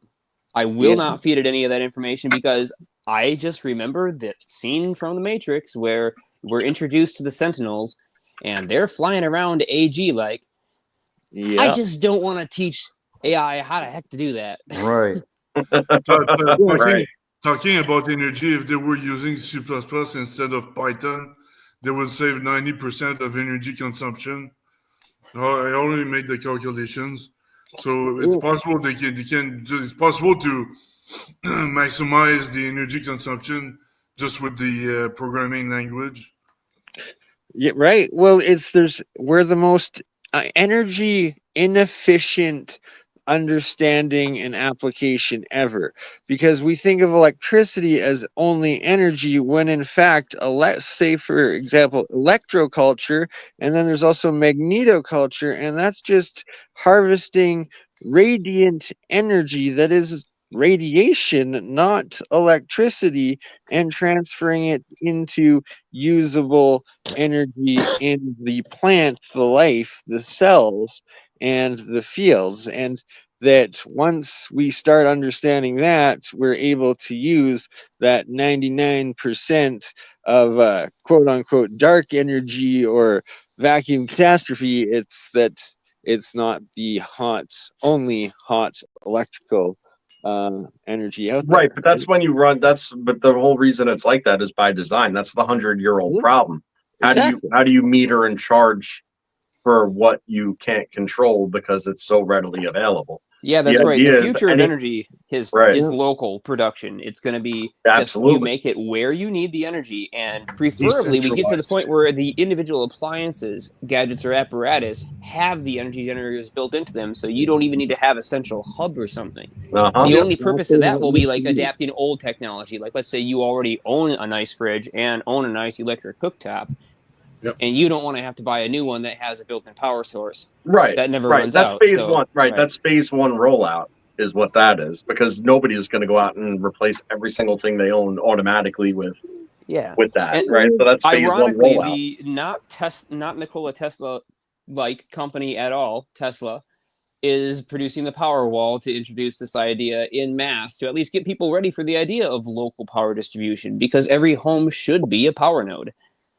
Exactly. That's what the batteries, the Tesla batteries, Right. essentially were with solar panels But originally. not every home has the ability to have solar panels. Think about mine, for example. Exactly. It's quote unquote home, but it's not my home. I rent it. And it's in a building that's shared with a lot of other people. And I don't have any ability to place solar panels anywhere because there's no spot to stick them. I've got a question for you, Jeremiah, about the old technology dynamos, which were DC generators, and that in like the 1800 popular mechanics, they were showing these dynamos being like powered off of home sinks. So it's like you'd have a dynamo connected to your kitchen sink, you'd run the water and power your dynamo, you'd get electricity from that. I've never seen that, but I would sure love to see it. You know, the interesting thing about this, and I've been saying it for a while, and I guess like you could either agree with me or disagree with me. I don't know if I'm right or wrong, but like the whole idea of 0 point energy is very, very misnomer. That's like, it's all 0 point energy. What do you think is happening anytime you mechanically spin a generator to create electrical current? I think that's all right, coming from there. So the question, yeah, I disagree with that too. I think 0 point is anything under the Planck scale, the Casimir effect sort of thing. There he's getting at it. But check this out. So the question is kind of wrong. The question really is, how do you create you know, that rotational force, you know, electronically, you know, rather than mechanically? So that's the question. And that's what everybody's setting out to do here, right? So, but that is really the question. But what you consider either high efficiency over unity or 0 point energy, it's all coming from the same, you know, etheric oscillation. Those are three different aspects of engineering, but they're all crucial. Right. They're all part of the same thing is the point. How you make the power is secondary to the idea of the mechanics behind it. So rather than spinning magnets mechanically, if you could spin magnetic fields through modulation and geometry, well, then there you go. Or when you can combine both of those aspects, then you get a magnitude of even higher increase. And it's combining all of them. While I'm outside, Mike, what were you using? Were you using carbon for creating any of your battery nanomaterials?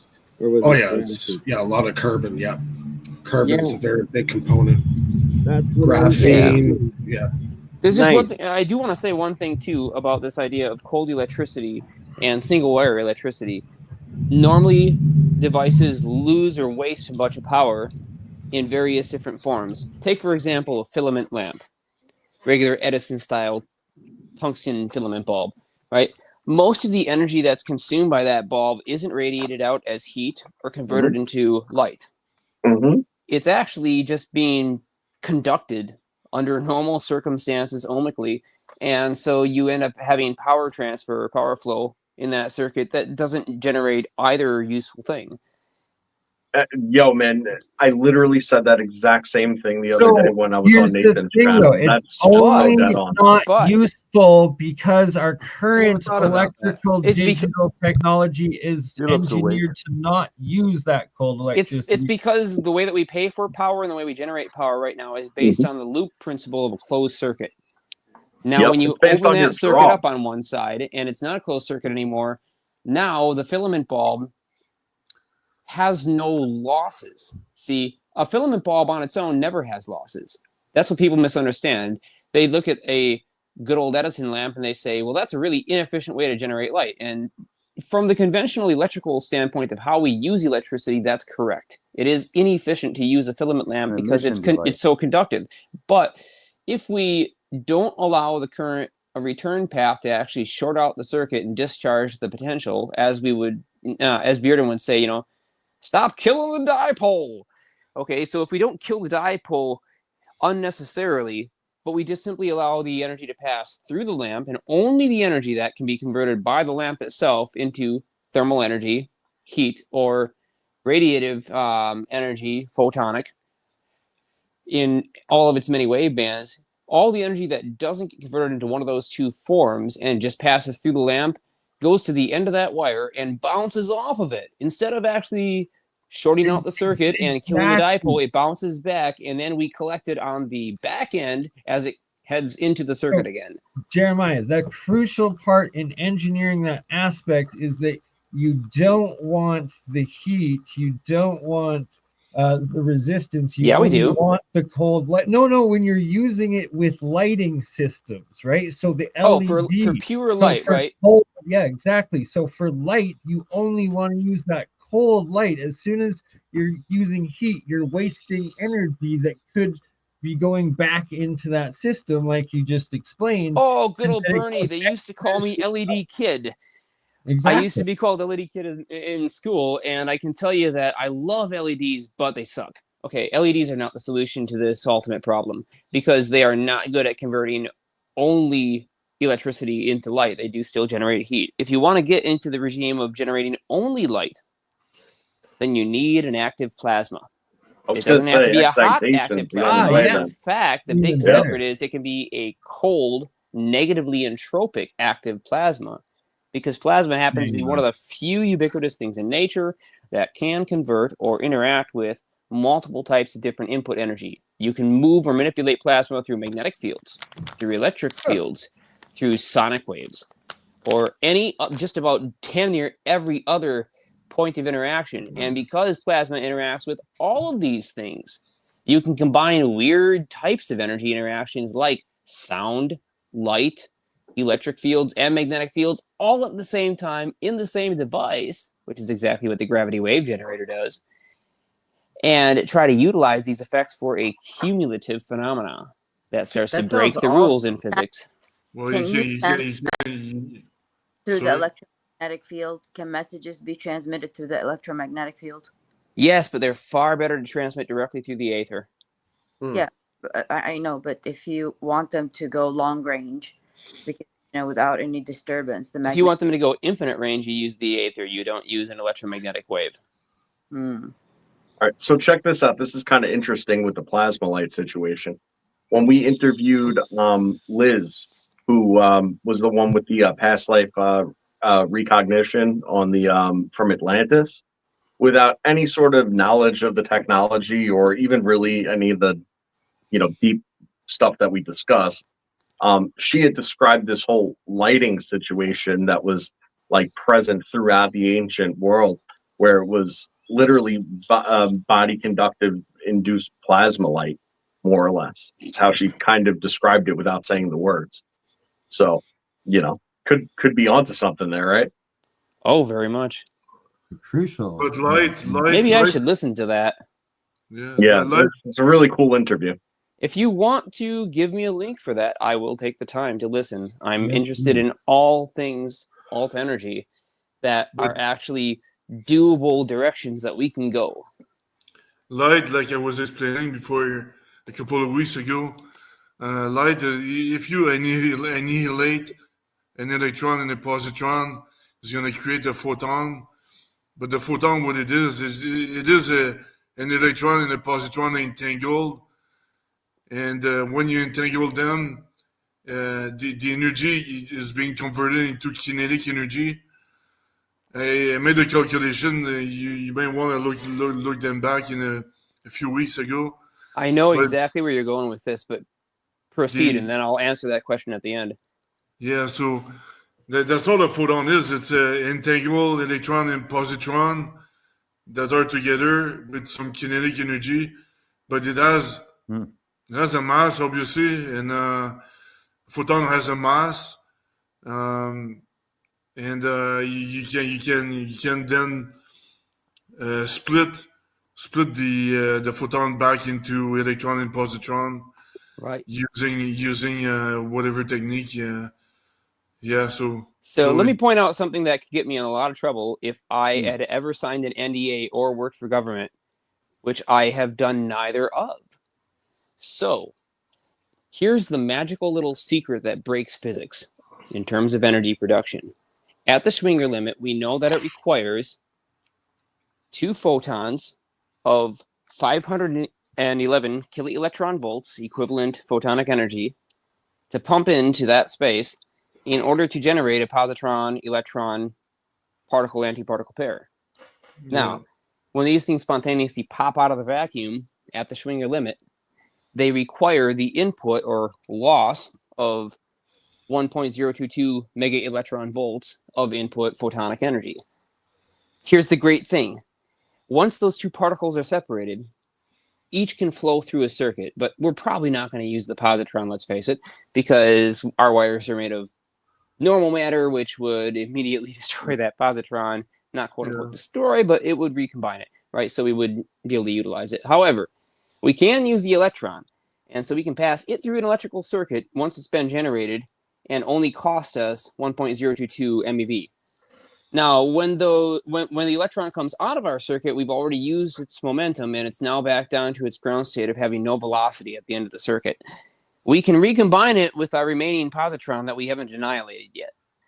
And the great thing is when the positron and the electron come back together, they will start to spin together until each of them respectively reaches a differential of 0.65 c, or 0.65 times the velocity of light. And once they reach that, they can finally fall into each other and recombine. They have to reach that necessary energy level though before they do, and they won't just go straight together in a direct line of sight path and annihilate. They'll actually cycle around each other, circulate around each other, radiating off a huge amount of conventional electromagnetic energy, which contains the stress energy momentum of that recombination event. It can last quite a while. Like we're talking, millions of rotations that this stuff can radiate off extra electromagnetic energy before it recombines. Now, here's the funny thing. When the positron and the electron come back together, and they do finally kiss and close the yin-yang to its finest size, what happens? Well, when they reach that point, they cross the threshold, on the other side of the Schwinger limit, they give us back 100% of all the energy we put in. So everything that happened between when we took them out of the vacuum and when we put them back into the vacuum, 100% of all that was for free because they give us back exactly the same gamma photons that we took to make them.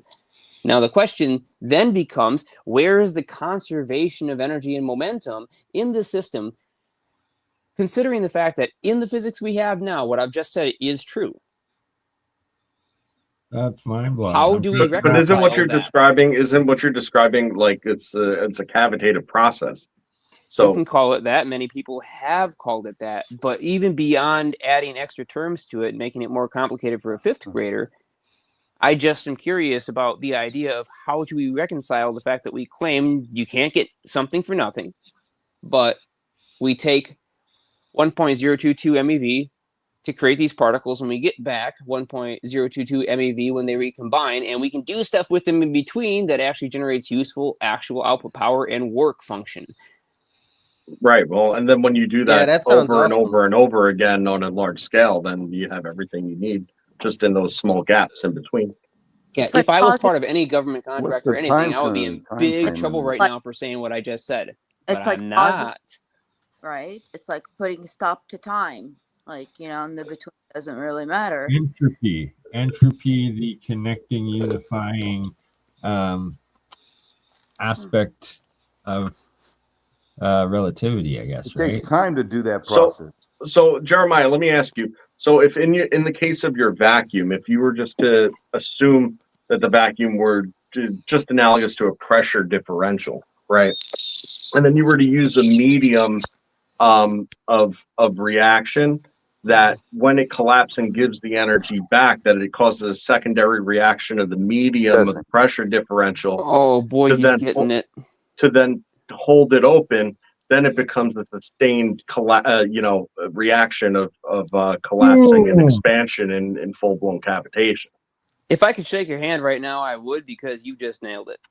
Yeah, well, look, I'm a lot of things. I'm a dumb fuck, but clearly I do my own thing. We're all geniuses here. We're just sometimes I just do my own thing. Spectrum a little bit. I'm a little spectrum. Who's not spectrum? Joe, right? you're not dumb at all. No, I'm not on the spectrum either. I'm just me, man. Yeah, I say bogus you ain't on the spectrum when we're spectrum. cosmonauts. When our conscious is not with us, it's in outer space retrieving it. That's when I say spectrum. We're on Well, the again, what Tesla rainbow says that's is not my pink. mind is only a receiver. All knowledge in the universe comes from a cosmic core, and though I've not penetrated into the depths of that core, I know that it exists. And with that base premise, talk about humility, right? The man Yeah. says, when asked what it's like to be smarter than Einstein, he says, I'm not, I'm just listening better. Einstein was What's not, was that not female friend of Einstein's that said that symmetry is not how the universe works? It's asymmetry. Yeah. Well, actually, we just kind of talked about some of the stuff on Old Man Builds today when we were talking about laminar flow and turbulence and the relationship between the two of them and how those interaction patterns. So, I mean, there's always a degree of chaos that He was a plays a role in mathematician. it. Yeah, but anyways, Einstein was not. Well, I'm not the Einstein hater. I don't care. He got some things right, some things wrong, but he plagiarized a lot of stuff too, and his first wife helped him a lot, and Minkowski, and so on.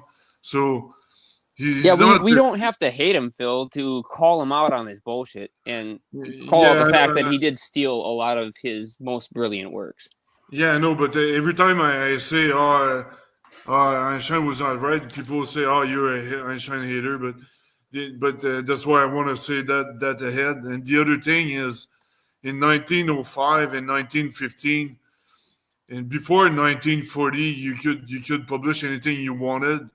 After 1940, the peer reviewing system got over, and that's when they started filtering out what they wanted to hear for mainstream Bill, physics. you're bang on. That's when Einstein took over the patent office. He literally is the censor that has censored that set the precedent. So it's like he's actually the worst thing that ever happened to physics and the reason the system is been stuck for 100 years, essentially. Yeah, but is it him or was it Yeah, handlers? Because yeah, He was Einstein the had head of the handlers, patent bro. office. That's where he he's stole so much from. but he couldn't single-handedly do it by himself. It's a group. Einstein was a part of the Masons or whatever. So Einstein was a Mason? yeah. Really? I didn't know that. Oh yeah, they all were. Can I address Well, that makes two sense, I comments guess. real quick that were posted up a while ago? So the first one is from JK Philly Fan. Thoughts on the hydrino states when we were talking about using pond foggers for massively more efficient than Unity water separators. And I can't claim that the hydrino state either exists or that Brilliant Light Power is producing it, because I believe they were the ones responsible for coining that term. But I will say that because of the number of operational modes that the water molecule has, it is very much not outside of a quite believable comprehension that you can achieve something like the hydrino state and utilize it for dramatically higher efficiencies above Unity. So I am not going to poo-poo that at all from Brilliant Light Power. I just can't verify it either. And the other comment that I wanted to note is John Bigman says, yes, the universe is... Before you move on, Okay. Can you explain what the hydrino state is specifically? Brilliant Light Power claims that the hydrino state is a state of energy that water can be put into where it is actually dropped below its normal ground state, and as a result can then absorb thermal energy from the environment or steal it, and so you end up getting more energy out of it once it goes through that transition and steals its energy, because on the output side of that, created that a you're few getting... times. It's freaking wild. It's like it'll be minus like 35 outside, and it will still be liquid, and then it's like you'll get the reaction, and then it's like it'll just snap all at once. And Yeah, then, it's like a cascading freeze. Boy, you would have loved Kellynet back in the day, because that was all, all this stuff was being done by people then. But absolutely, I think there's a lot to it, and as I said, I've not been able to either prove or disprove brilliant light power, but I do know that what they're working with is founded on a huge amount of history from other people who knew what they were doing and had successfully achieved this kind of stuff before. So it's not beyond the scope of possibility that they've actually done what they're claiming. So the other comment is from John Bigman, and he says the universe is not symmetrical, referring to this idea of being able to steal energy from virtual particles of the quantum vacuum.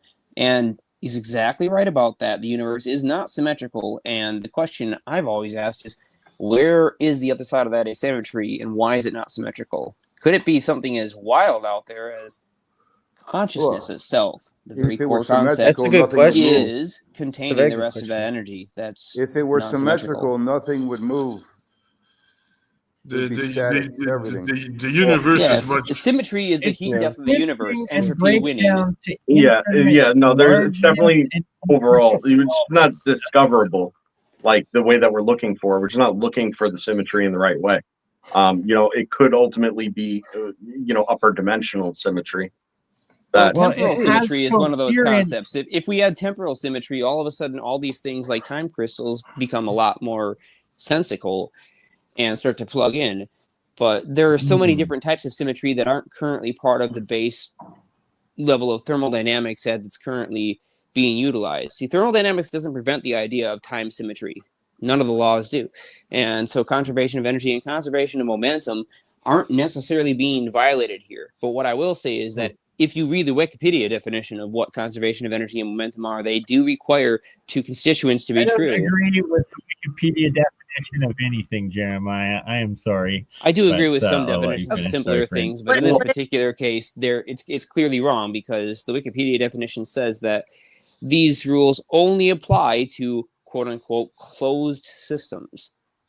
Now the whole thing with the symmetry, though, I find it like trying to gauge symmetry of a house based on being closed into one room of the house, or a self-replicating system. I think that, so where I think the that the symmetry Planck scale has a lot to do with it. At the Schwinger limit, at the Casimir effect size, when it breaks down into that smaller sub particle, there's no subparticle. You're just folding into a different dimension and different symmetry at that point. Okay, symmetry is the cycling of the energy. Like we have a constant, which is the rotation of the Earth. Okay, so something is cycling, keeping that whole planet, rotating. So the symmetry is that being cycled and being pumped with the solar rays. It gives it, so like we depend on that. And so, there is a symmetry, but it's not like a mirror symmetry, Yeah. Right? The end result is the rotation. So there has to be something that is, for every action, there's a reaction, right? So whatever it's getting in, it's, it's the rotation method. The way I understand it, you're bang on, Lulu. It's that there's one portion where the symmetry breaks and it like inverts, and it's like the yin yang as you go to infinite maximum and infinite minimum, and that's where they have yet. That's where the issue still lies, right? I mean, like a really good example of that is in Sean's coils, right? When you look at Sean's coils and the plasmatic discharge. Sorry, I can't tell if I'm cutting anybody off or not because everybody's going in and out. Yeah. No.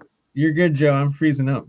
Oh yeah. I was just saying, like in Sean's coils when he does the plasma demonstrations with his geometric Tesla coils, those particular discharges, they have a flow pattern and a symmetry to them where you'll have hot spots and cold spots. And it's visible throughout it. And depending on what the geometry of the particular coil is and its input, it really determines what those flow patterns that you can identify are. But they're just omnipresent. They're always there.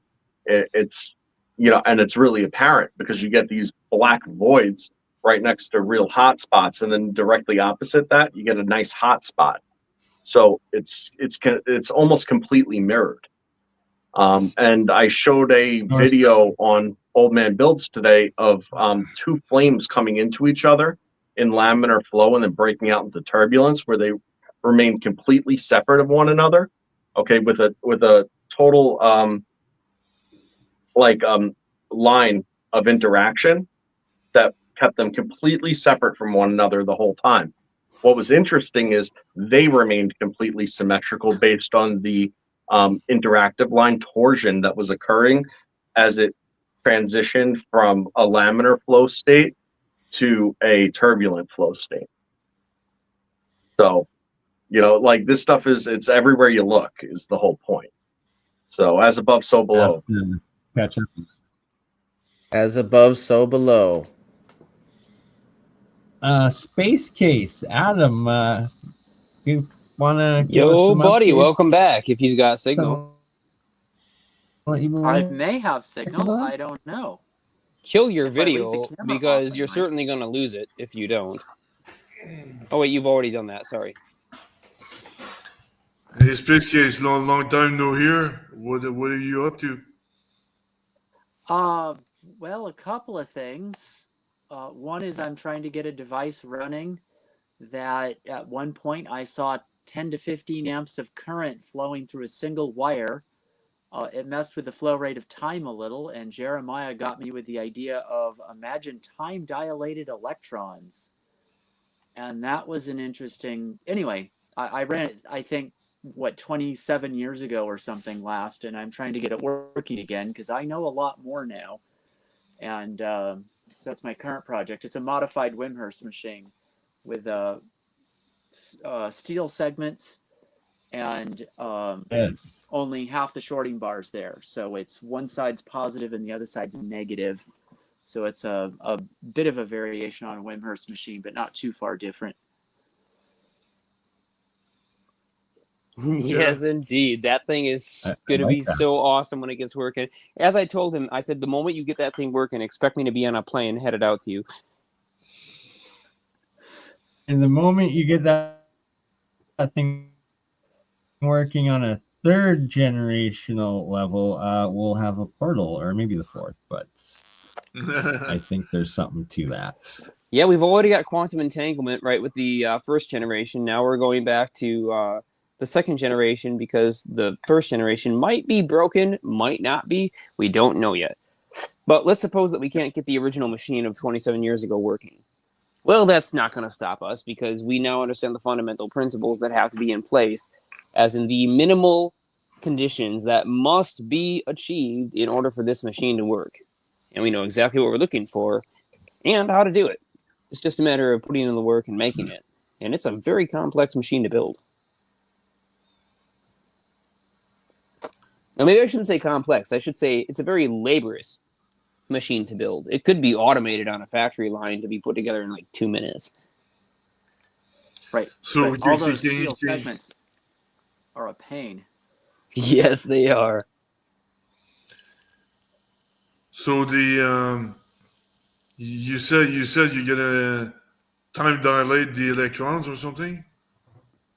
Yeah, it appears to mess with the flow rate of time. Mechanical and digital clocks doesn't seem to matter. It messes with the flow rate of time.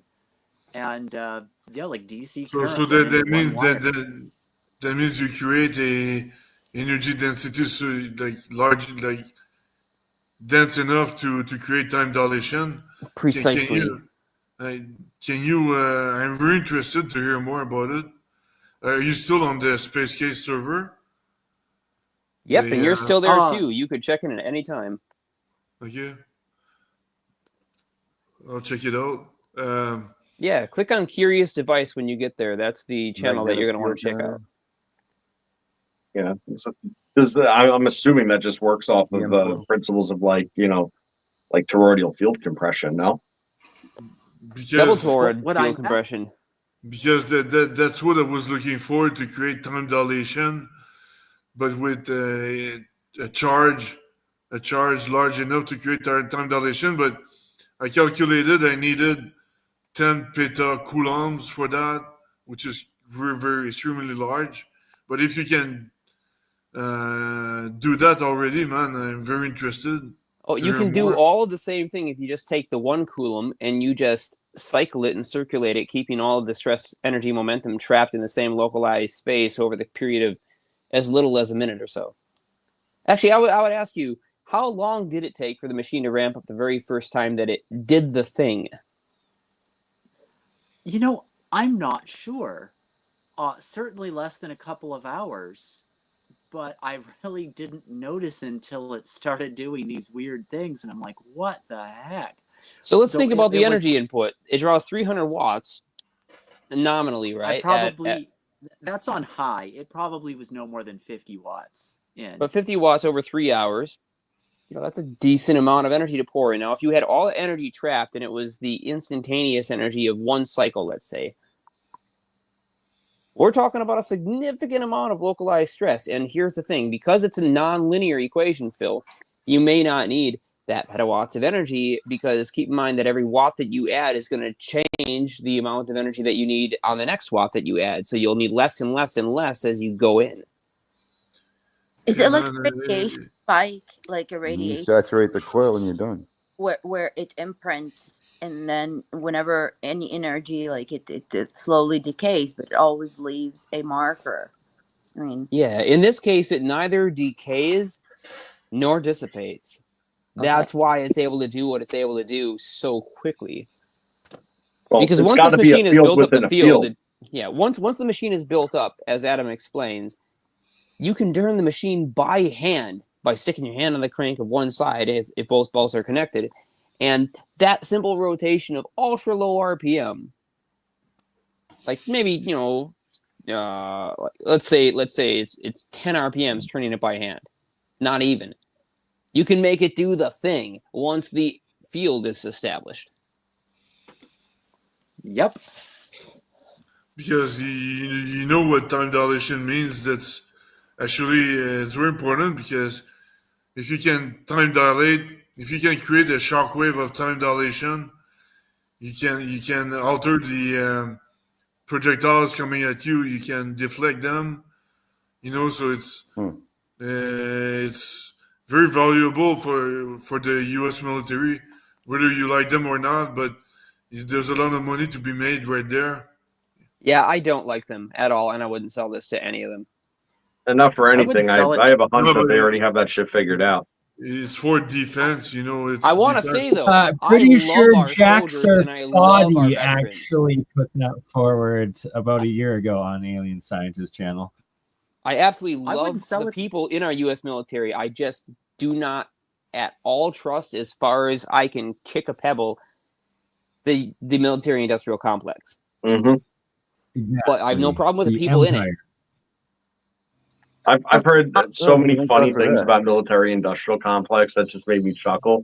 I heard this one moron on the internet go on and on about how could they possibly have any control over the U.S. government when the government could just walk in there. I'm like, do you understand that if they're the ones holding the technology, what are you going to do? Roll into Skunk Works with M1 Abrams tanks and be like, give up your technology to us? It's like they'd be like, they're the ones with the technology holding the gun at that point. And how we've already paid for it. Right. Yeah, they already have the tech. We can cut them off that from getting new money, but we can't cut them off from having the tech they already have. That's a losing battle. You're not gonna beat them at their own game, because let's face it, they are better at it. Exactly, but that creates like a state of duress for the government at that point too, because there could be more to it than we know. 100%. Not even POTUS is privy to what's going on there. Yep, there you go. Okay, technology is, you can replicate it, but knowing the physics and science of how to put it, because you could, when you see the universe in a different way. You see it as, I could put this with this, and it makes this, because the science of it, not necessarily the technology. Doesn't matter. You could replicate it once you know the science. Yeah, from my mentor, that may or may not have affiliations with a white and black tailed animal company, represented as their mascot, right? He described his department as the weird science and fucking magic end quote department. Because what they did is they would go in, and the stuff that they did was so weird, so unusual, so inexplicable to the rest of the engineers that they just said, hey, that's weird science. We don't even know what you do, but you just come in and solve all the problems. So keep doing that. If you can't explain it to us, that will be really nice. But keep doing that. Yeah, well, that could be Pandora's box. That's a whole nother side of the conversation, I suppose. Well, it's a huge part from my history, anyways, because that's the guy. That's one of my 7 mentors who taught me this stuff. Yeah, that's awesome. What people need to understand is that this magic has always existed. It's technology, and it's being hidden from us by ourselves or a faction of ourselves. Yep. Yeah. Which is guys, why I I'm plan on giving all of it away. That's what we've been doing. Guys, go get some beers, man. I'm the only one drinking right now. Chin chin. Hey, it's not so bad to be alone in that. I'm enjoying a good fizz. Phil, is it because you want to sell everything to the military complex that Right? you have a couple of drinks?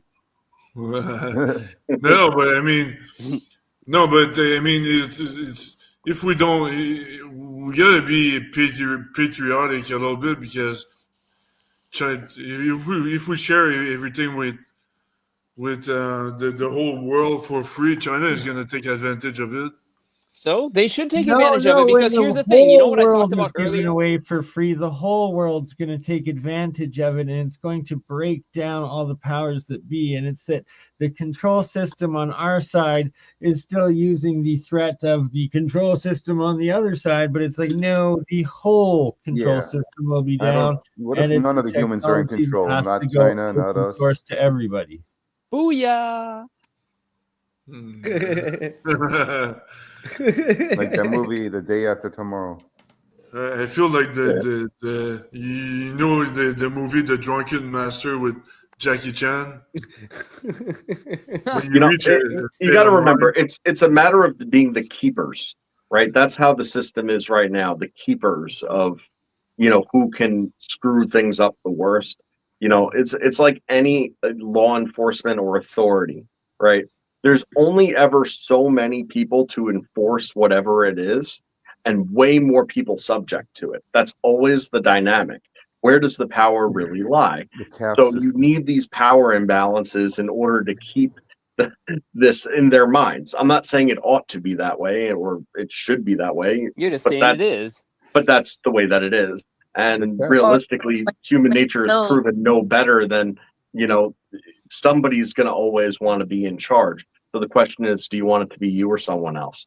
Well, that's not necessarily the core of the problem, because somebody's always going to want to be in charge, and that will exist because of egos. Out there battling to be in the in-charge seat. Yeah, the real problem is that people demand somebody to be in charge of their own lives. Can you imagine voluntarily waking up one day and saying, I love my life, but I just don't know how to live it myself.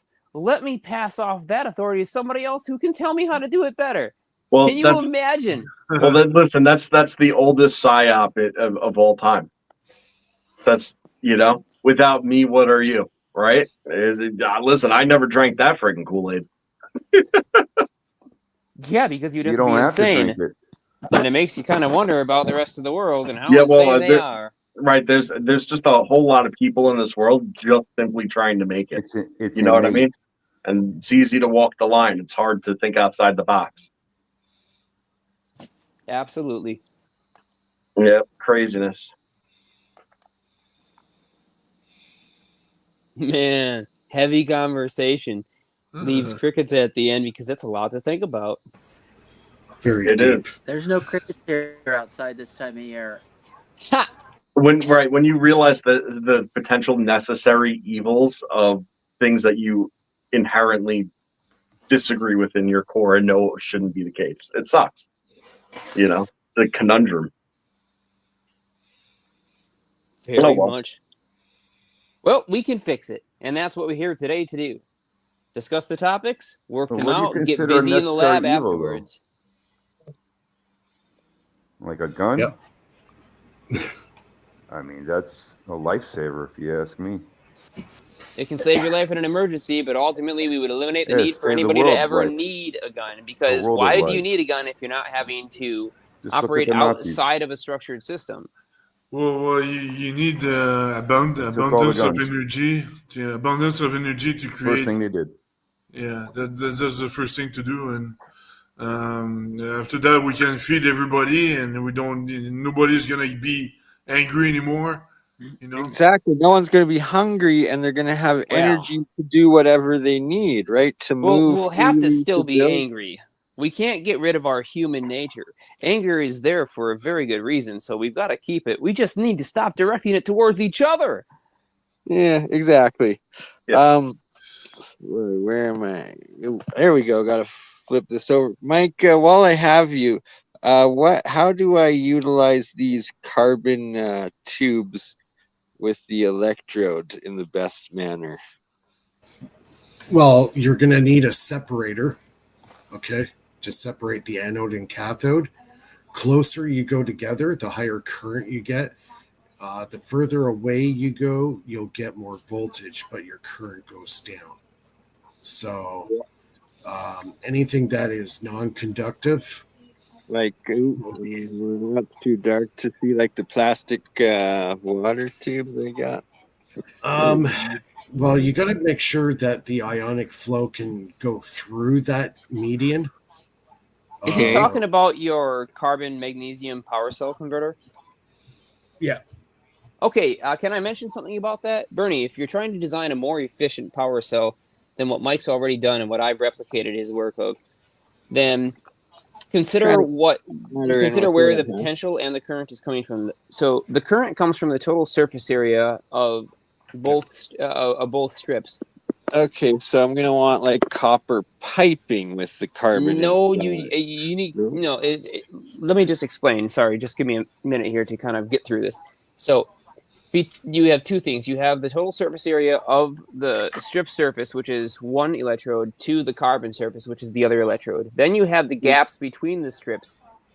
And the gap between the strip represents a breaking point where you have an evanescent wave that travels through that as energy is being converted. And most of the energy right now in his power cell is coming from the uninhibited surface area between the two plates, between your solid carbon core and your thin, what do they call that, ribbon style wrapped magnesium sheath.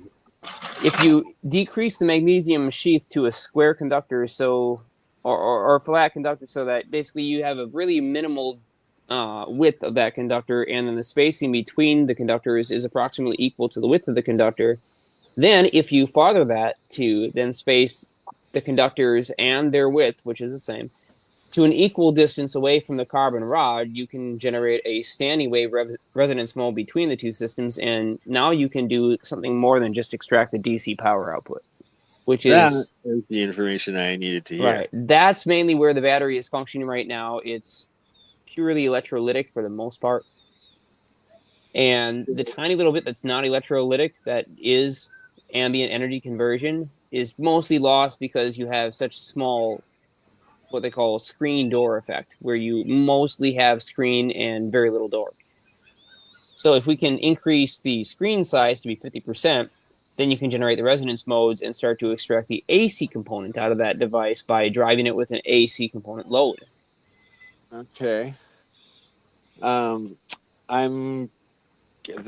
a crucial part of I've got a couple ideas that we'll talk after being live on that I've got for that, but I'm also interested in the aspect of using the carbon electrode aspect to collect isotopes on the different charges. That's where I'm ready to send you my money for those isotopes that are isolated out. Yes, right. So if I disappear, y'all know exactly why. But yeah, either I kidnapped him or somebody else did. Right. Anywho, Can't really show, it's too dark out here, but got what I needed out of that. Be right back here. It's dark because it's disclosed. You cannot share it with the world. Despite his best efforts of shining light on the topic. Yeah. Can we sing the Brady Bunch theme song? Yeah, sure. Yeah, it looks like the That's what it looks like. We do look We're like like Hollywood Squares. Hollywood Squares. Yeah, that one. I forgot all about that one. I should point out the audience isn't seeing that same display. That's just what we're seeing. Oh, fair. His name is Tyler. Are the Hollywood Squares of science. Hey, what happened to that guy in Vancouver? What's his name again? The popular guy. Hutchison? Yeah. What is Hutchison, he doing right now? he still lives in Minnesota. I know he had some health issues there a little while ago. He's in Yeah, Minnesota. Nancy actually saved his life. Shout out Nancy. Yeah. That'll be a first. He lives in Minnesota right now? Yeah, he's been in Minnesota for the last 5-10 years now. Since he's been with Nancy, he moved to the U.S. Okay. So That's barely as far as I the know- U.S. That's like just over the border. Yeah. Yeah, if he has to jump ship, he doesn't have to go far, right?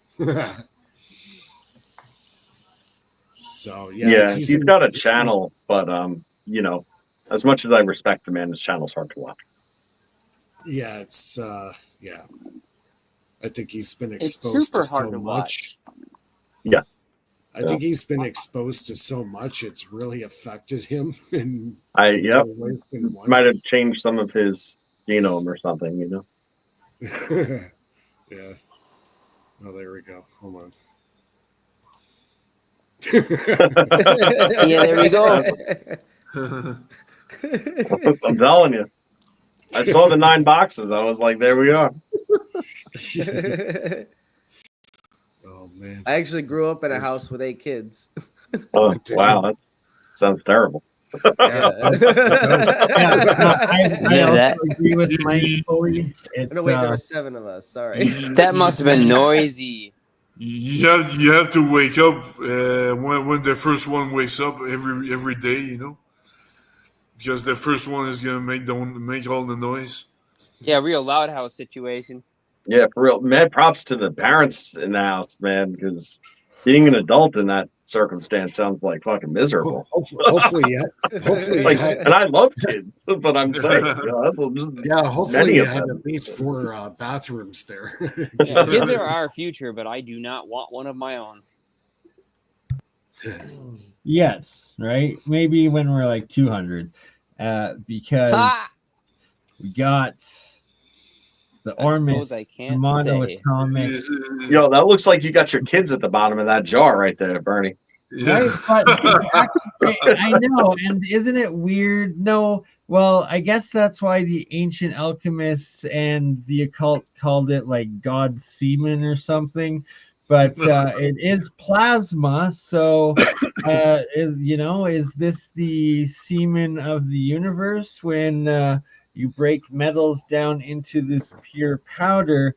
And that I've been perfecting each pure metal into these pure white monoatomic states, and now harvesting it to actually dry it out into the powder to expand the agricultural alchemy experiments that I've been doing, and see if I can replicate getting the 6-foot tall lettuce plants again, but without using gold, instead using something cheaper like copper or the iron or the zinc or a combination. And I'm going to be testing all of them, as well as silver and gold again this summer. And yeah, just the process of rinsing it all out, and that there's different materials where there's actually nano metal left, then there's colloidal, then there's plasmids, and then there's the pure white monoatomics. And then on top of that, there is also the ionic, which is the pure metal elements that are dissolved into the water itself, as well as the oxides and hydroxides that come off. So there's just a plethora of potential nano metamaterial material science production going on in very simple electrolysis with a very small amount of electrical energy. A lot of time, not even needing an actual electrical input, just the charge flow direction engineered into its system. And that's kind of how nature works in electro. That stuff would make the most epic friggin' organite like aggregates, man. Oh, exactly. Well, Joe, we got to do that. I've been meaning to get enough, man, for years. Do you have a UV light that you could put it under? Somewhere my main one's burnt out a few months ago, but I will find my UV light. It'd be interesting to see what it looks like under the UV light. Maybe shake it up a little bit. It doesn't glow under the UV Yeah, light. most don't. Well, there's actually a couple non-fluorescent. of types. There's the yellow state that glows and the green state that glows, but every other color, including the white and the purple, does not. Interesting. It is curious that through its transition, it generates phosphorescence at some points. Oh, Right? just like But- without a UV but- light, it'll generate no. phosphorus? No, phosphorescence, which means that if you stimulate it with one photonic Oh, wavelength, sorry. it'll I thought you said convert it. phosphorus. Going back to the electron shell, and when it moves, that you get a photon emitted. That if you have a mass reaction into that, that could explain where and how and when that happens. It's true. Yeah, through its phase shifts. Yeah. Weird interesting space stuff, stuff. Well, what's your yield and your time to make something like that? I've got it down to within minutes and large amounts, and that it's like it seems mass per mass. I'm not going to say weight per weight, but it's tough to even say volume for volume because it's so much less dense. It expands out, but it seems like weight.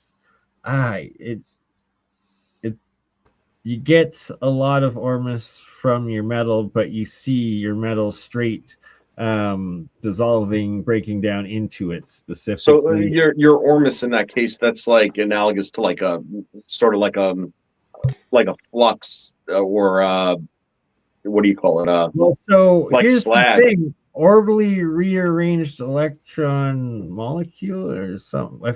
I gotta look up the exact acronym, but the point being the nuclear or polarized spin or whatever the heck it is, the Ormus is essentially, this monoatomic is in that perfect base coherent neutral state. Oh, okay. Right, and yeah. that- ORMS, ORME, small s, is orbitally rearranged monoatomic elements. Oh, that so okay. So it's electron your shell. it's your monoatomic in the suspension. Yeah, well, it's explaining the electron shell and the broken down covalent bonds and its neutrality. And then when you have a diatomic, when it's oxygen, then you have magnetic, and it's, I believe, like negative charged, and then hydrogen is the electric and the positive. Okay, let me restructure where I was trying to go with this. What happens to your impurities and your byproducts? They should go to the bottom. Oh, they neutralize Exactly. and go, and they're able to be flushed out. Yeah, they do sink right to the bottom, like Mike just said. Okay. You take the top surface water out.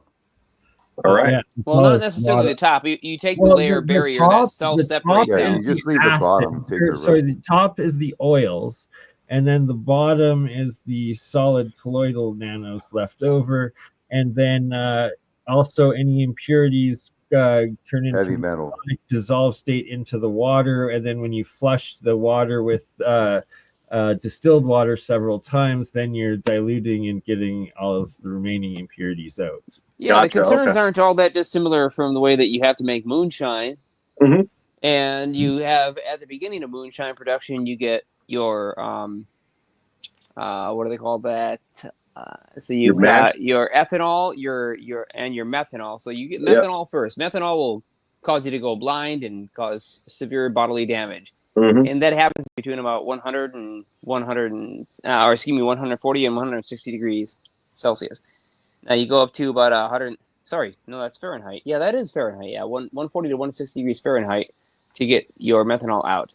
You got to get rid of that first, what they call the head of your distillation process. Then between 160 and about 190, you're getting mostly just your pure ethanol. So in refinement processes, that's what we use to burn in our vehicles. And when you go to the gas pump and you pay an extra fee in order to get 10% garbage fuel added to your gasoline, that's ethanol. That's the process that they make it by. And then after ethanol, you start to get water vapors and the other heavier alcohols. So those are pretty much useful. Anything above or below that region is useless. But in Bernie's case, you can actually see what those regions are. Just like a fractional distillation column, you can actually see them self-separate out into organizing layers that they do all of their very own. Even if you leave them just sitting and you don't put any more electrical charge into it, they'll self-separate out into layers because they still have that charge inside of them contained within the colloidal state suspended particles. Right, so it's like a crystal reformation process, just not bound. Right, so you just got to suck out the parts that you want and leave the rest behind. Exactly. Gotcha. Exactly how Yeah, no, that makes sense. By the way, they sell ethanol-free gas by me. But by the way, to go back to the electrolysis thing and the sound resonance or vibration you were talking about earlier, why don't you use ice instead of water and convert it directly into gas? Because ice, sublimation. yeah, And yes, exactly. I do some of that. I've Sublimation is actually when you go done from a experiments solid with into a that. gas. This is a liquid into a gas, Yeah. so that's No, still evaporation. but I've done the solid when it's frozen in the middle of winter. So also straight into gas with the small amounts of voltage too. It's I hate to quite disappoint, but interesting. even in that case of what you looked at as sublimation, it was still going into a liquid state just Yeah, at the well, surface of the you're electrode. right. So Yeah, you're right. So something like the sun distillation or exposure. that would be it. Yeah, what Hudson originally claimed when he placed that sample into the bright sunlight and it absorbed those photons, at some point it would quote unquote flash over and completely eliminate itself. It would just disappear in a bright flash, producing photons and a electromagnetic radiative emission, and then the material was gone. That's very fascinating. You know, the Challenger, I believe it went into a different field based on this theory. I would like to see how you put that together in your mind initially, because I'm kind of curious on how the Challenger relates to monoatomics and arms. Yeah, I was trying to get to that one too. Are you still on sublimation? Because it's space-time dilation. It's trapping time. You understand? Interesting. So you're suggesting that matter. his simple process, even at extremely low energies, is somehow affecting the refractive index and producing these warp field effects. I actually get what you're saying. Like, wow, if that was the case, that would be pretty interesting. I have more for later, but you know. Oh. Lulu, she's a genius. Sometimes you pulled it out on him. She's No, she answers before you ask your question, so she knows what you're gonna ask. She's an oracle, exactly. Straight wisdom. She is an oracle. I've never thought of her that way, but she absolutely is. No, guys, I'm a seeker, and if it's you know, a click together, it, you know, a lot. Like Lulu, if I may There's- ask you to stop messing with whatever the heck you're playing with right now, because the audio of Nothing. what that noise is completely overtakes the sound of your voice. I'm not messing with anything. Oh, somebody was playing with something. Who was that? That's Mikey. Sorry, Chip sorry, man. it's my the chips. Sorry. That's always Mike. So, Mike's always Damn it, wants Mike. to try the end. cookies or something. I don't I know. was gonna say that shit legitimately sounds like an excuse when you're not trying to talk to somebody on the phone. What was that? We're breaking up in the Challenger right now. My Mike got paid by the CIA to interfere with the communication. With his own show. Oh, my electricity like flickered twice during the show. So yeah, somebody. Yes. Question for the panel. If light is the only constant thing, is time not also constant? No, because the light can still be present but shifts frequency. Yeah, that part I understand, but what happens to time? I mean, like it can move around. The same thing that time does to light. Time It shifts the frequency. changes when space and different density, like on different planets, time's completely different. Bernie, correct? I didn't hear what you said there. On different planets, time is different, like moving at different rates, right? Like, I believe. Imagine time as a field force. Model time as a field force. If you subject yourself to the frequency of that planet, then I can understand that. I'm just checking on you. Adam, please go on with this because you have probably the best understanding with experimenting and having results of time dilation. Right. So, when I ran across Wilbert Smith, he has probably the best explanation I've seen of it. And imagine, like he starts out with dimensional analysis. I wouldn't even go that far. He says like length. Next 90 degrees is area. Next 90 degrees is volume. Next 90 degrees is movement.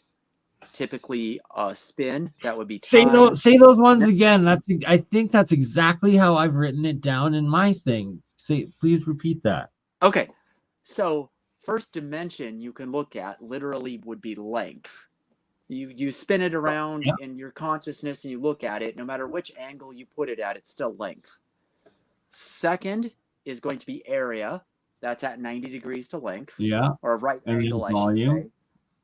Right, and then your volume. Your third dimension is volume, right? Like you're getting magnitudes of exponential increase in both density as well as geometric dimensional volumes and surface area. Right. So keep in mind that Wilbur Smith's theorem is based on the idea of geodesics. Well, Right, so volume doesn't have time. Then you get to fourth, which does have time. Correct, because then you have motion. So you're stacking these fields up. These are not independent fields that are just being added arbitrarily together. You're taking the concept of 1 point, you're expanding that into 2 points, so now you have the fundamental duality of the universe. Now you have length with 2 points. You expand into one more dimension, adding to the 2 points a third dimension, which is now volume. You expand the third dimension of volume into one more point by adding it, which then becomes motion within volume. Here's the thing, though. Gas is a first dimensional. Liquid is a second. No, it's not first dimensional. Third, and plasma is fourth. And when you truly wrap your head around what I just said. Well, there's dimensionality. There's dimensionality to all sorts of things. Dimensionalities of matter. And time has no dimension. No, time is part of the dimension. Is the fourth dimension. Plasma does have time with it. So check this out. Isaac Bentov had a good way of explaining this, and he just gave a simple chart of time and distance, being relative to one another, and it was just literally a curve, and on either side of the curve was Planck's distance. So, and was the Planck scale. So the critical factor of that was that once you crossed over into the Planck scale, you're actually removed from time and space, and time and space is collapsed into something that you're out of. Now, here's something interesting. Okay, your mind works off of two hemispheres, your brain, Bold right? statement. And that has flow patterns. Those flow patterns actually are capable of sustaining different time dilation through a broken locality. Okay. And so everybody's sense of time is different, even though you could observe time as being consistent. So that's why when you're waiting somewhere and it feels like it's forever, it actually kind of is. And it's I just get a what very you're unique saying there. I way to actually get look what at you're it. saying. Hot damn, that's worth the It's slice out, pretty Bernie. bold to say that, you know, Well, I'm at the fucking Planck bold, and I'm scale, saying time it. stops, but at everywhere else, it doesn't. I mean, that's you got It's to have not more bold to say, supporting brother. information for Close your that eyes, statement. meditate, No, cross but plank distance, come back under, talking. hold on, I got to add into this. So going back to what I just said about I dimensional agree with the matter theories. and the phase states, and then time space relativity, and then you go into density that is volume, and when you're interacting between two-dimensional plates or three-dimensional volumes now, and you're going folding back into having either space or time, but also not having time or needing time because it's actually folded into that dimensional matter of the fabric of what limits the dimensions that you're using in it, if that makes sense. You're taking for granted that time being a dimension. Yeah, it always. So that yes, it always Well, is. I mean, it has to be. Yeah, but Everything that we that was invented by Minkowski. If time is a dimension, then you can go back in time. No. See, it's time, space, and that they're tied together. So when it folds into a smaller two-dimensional, it's included in the matter, and it's in that space, so that it's like a disk. It's not flowing time. It's just moments of time. Okay, I need to stop everyone here and point out something really important, and this goes back with your locale. So just hold on for a second, Mike. This is super important. As Adam pointed out in Wilbert Smith's theorem, you have this idea that you take the first idea of a point, and then you expand it into a line, and then you expand that into a volume, and then you expand that into a motion within a volume.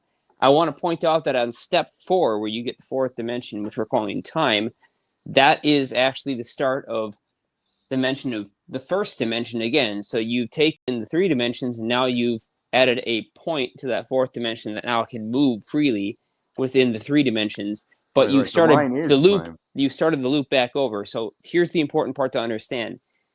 When you started that loop back over and you add fourth time, Wilbert Smith didn't have exactly the full explanation because there is 3 time or 3 different dimensions of time for the 3 different dimensions of space that give you volume. So when we're talking about volumetric time space or space time, we have 3 dimensions of time and 3 dimensions of space. So let's start out with that. So hold on, it's very interesting you say that. I did this whole entire special early on when I started casting with Nathan. That was my theory, and it wasn't based on anything that I had read. And I'm not saying I came up with it, but it was the descent of energy to matter, and it went through all the sequence of events that happens from a potential all the way till that potential condensates into matter. And the unique thing about this is when I charted it out, it goes down in dimensionality from highest to lowest, and then comes back up. And when it comes back up, it comes back into the fourth dimension, because that's what gives the context of the dimensionality. So if you have a 3-dimensional object and it's just floating in a black vacuum, it's not relative to anything else.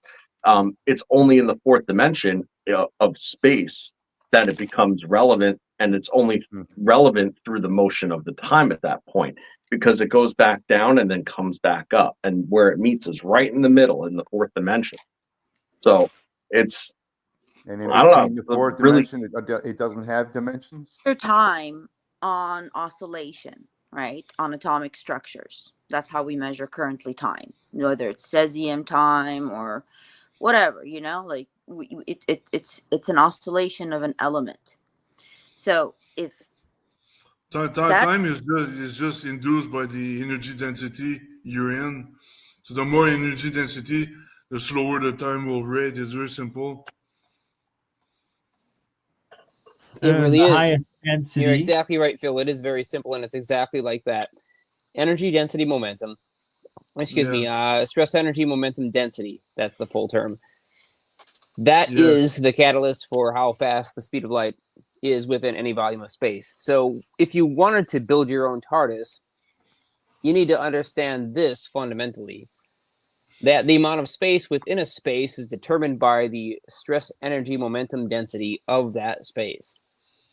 And if you put more energy into a local space than exists outside of that space, the amount of space inside will become bigger because the speed of light will be slower, and now you can fit more physical stuff, that is matter, into that space.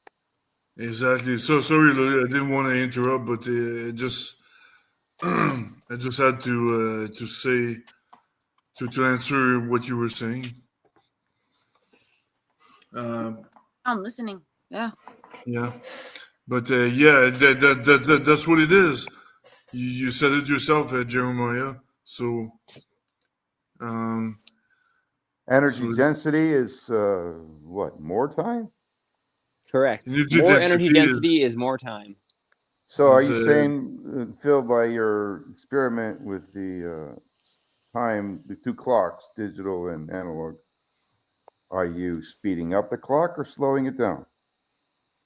Your frame of reference. Let me ask you this, Mike. Are you asking what the clock feels or what you see the clock doing from the outside? Because you need to define. Now we're getting into perspective and how time. Well, yeah, you have to define where the observer is, because the clock is going to think the clock is going to think that the outside is going slower. The clock is going to think that the outside of its shell is moving slower than inside, and then it's its own entity.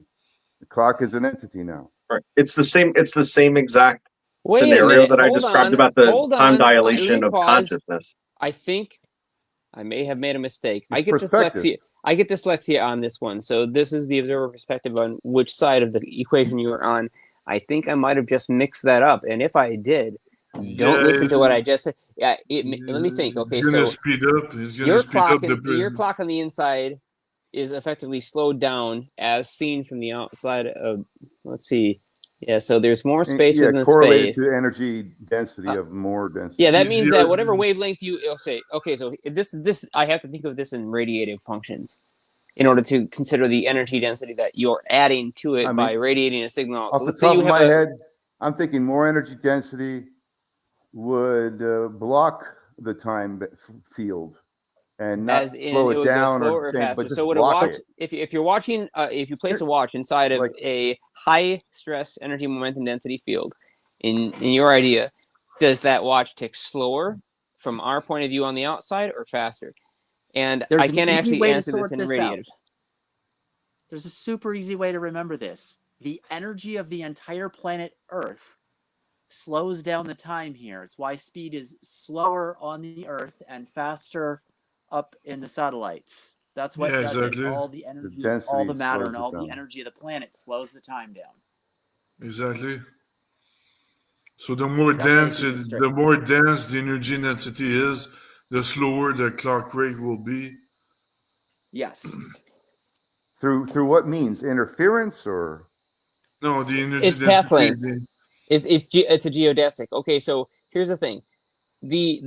What you call a straight line, if you were to shine a laser beam from where you're standing right now to the wall, or where you're sitting right now to the wall, and you measure that length, right? It takes light a certain amount of time to exit your laser pointer, travel through the free space and the air, which slows it down, because that energy momentum density of the air molecules and their constituent charged particles and their neutrons, which also have a magnetic moment, which affects both epsilon and mu of local space. All those things, the charged particles in motion and the neutrons with their magnetic moment that's constantly inverting, affect epsilon and mu. So they have a localized higher stress energy momentum density than the free space around them.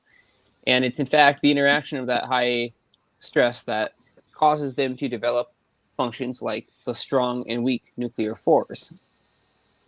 Quarks, because they assemble the individual particles of the nucleus, have this property of polarizing the space around them because they're rotational. And now we've discovered through the most advanced physics that we have today that over 99.9999 something percent of the mass of each individual subatomic particle making up the nucleus of an atom is in fact caused by the rotation of the quarks, not by their existence, because they weigh pretty much nothing on their own if they were stationary, if they could ever be stationary. But they can't be, and they never will be. So almost all the mass that we see of these subatomic particles comes from motion. And this motion is all Kinetics. relative. Right. So ultimately, go ahead, please. Can I jump in real fast here? I seen an article in the last week where they were able to freeze light, a photon. Yeah, the Italians. Yeah, the Italians. Oh, Yeah. I'm just They beginning to froze. understand this stuff. Now it's all changed again. Great. Yep, Yeah, they were- welcome to the club, dude. Dude. Yep, they were It's never able gonna to end. freeze They photons. can't. I still can't even get the motion. link between light and time. That's Well, absolutely technically, wild. here's what they did. Okay, so I can Just answer light, that. light. I have an answer to that experiment, and it kind of makes And it now seem light less is frozen. magical. Light Well, is it's a not- simple particle. The light isn't frozen, but we will call it a trapped light state. But what happens is the light gets absorbed and converted into angular momentum within the nucleus. It's known as dynamic nuclear orientation. It's actually what Falcon Space is working on.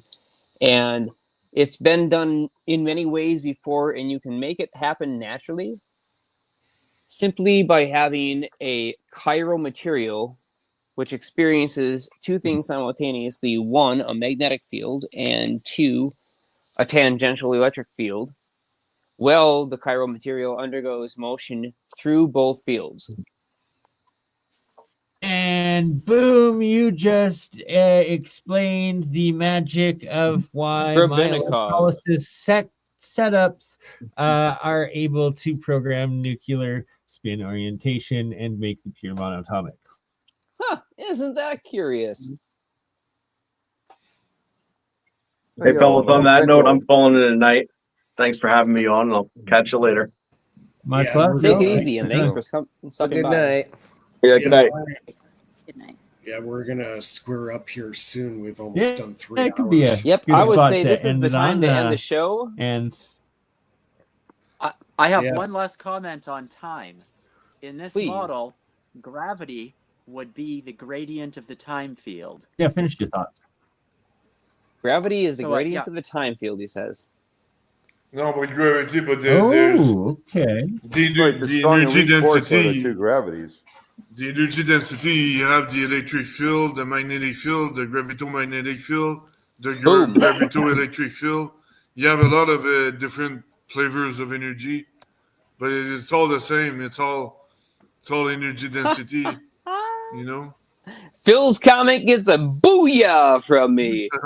Way to nail it Boom. again. There's been So- several boom moments tonight. Today has been a really great show. I swear to you, if Oh, you yeah. do not slice this up, I'm going to. Yeah, it's a great show tonight. Yeah. Great panel. Awesome show. I was kind of worried I wasn't going to have enough people log in tonight and join me on Good Friday. So And then Yeah, Bernie turned was out- like, "Are we streaming, Mike?" Hey, man, I guess something really special happens on Easter when you get the League of Extraordinary Inventors together. exactly. It was a Good Friday indeed.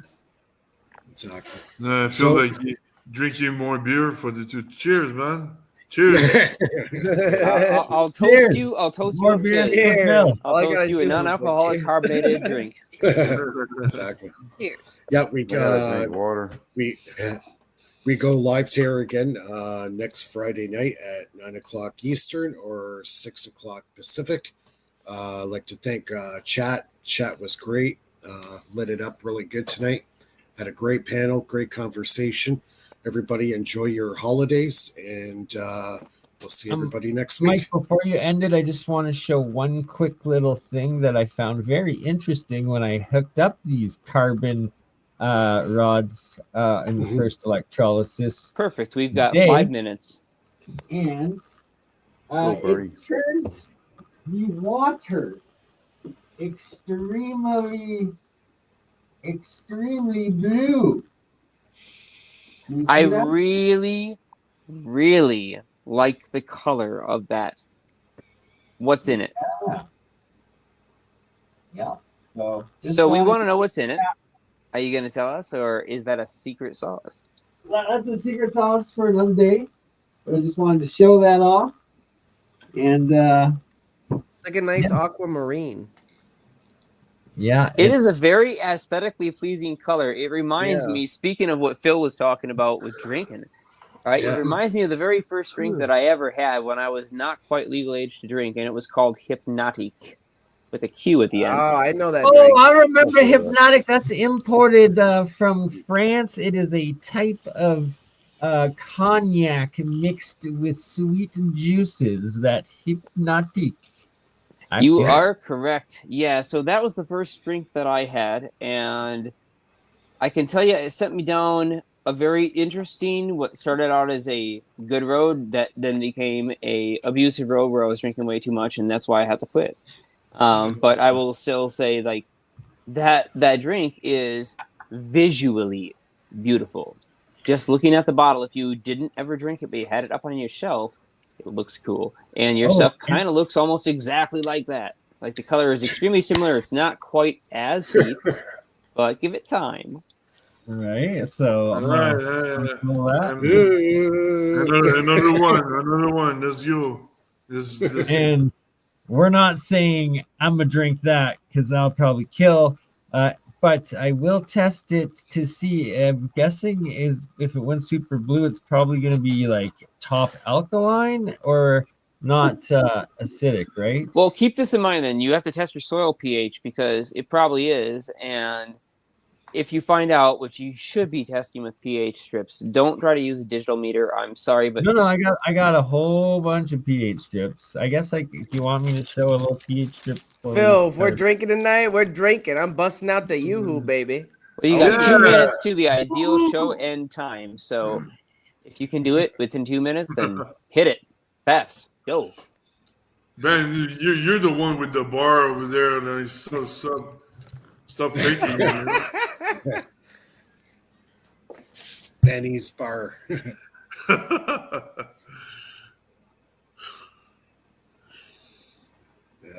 Today on What's the pH? Bernie will test What's a the weird pH? sample of who knows what. Right. Bernie's creating a new Gatorade. Something's Will it gonna be crawl acid out or of will one it of be those jars. base? Who's going to be the alchemical Dude. ace? He needs to put a little tiny shark in the blue jar. Put some color in it so you can drink it.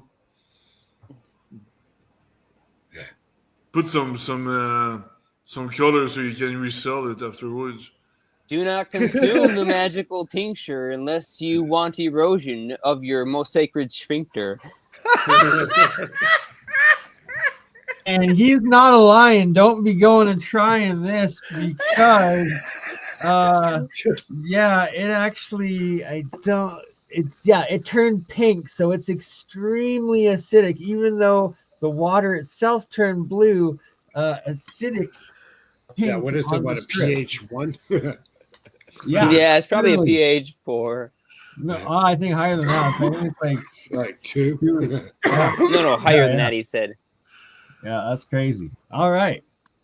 Well, All right, guys. We'll It's square it fun. up. We'll keep Happy backstage Easter. open if you guys want to chit-chat. That's cool. Yeah, you can post that link one more time. I'll stick around for maybe 30 minutes and answer audience questions if you have any. Don't be a dick. And I'm just gonna go anybody back to that needs light to and go, time they thing again. can go. So let's kill all the extra screens and the displays and just clear up this room. All right, Hey, guys. who's the stripper on Have top a of good me? night, Mike. Thanks for hosting again. Yeah. Who's the No stripper problem. on top of Thank you, me? Mike. That's stripper. That's space. That's a Case. magical girl. All right, we're gonna end it. We'll see everybody next week. Have a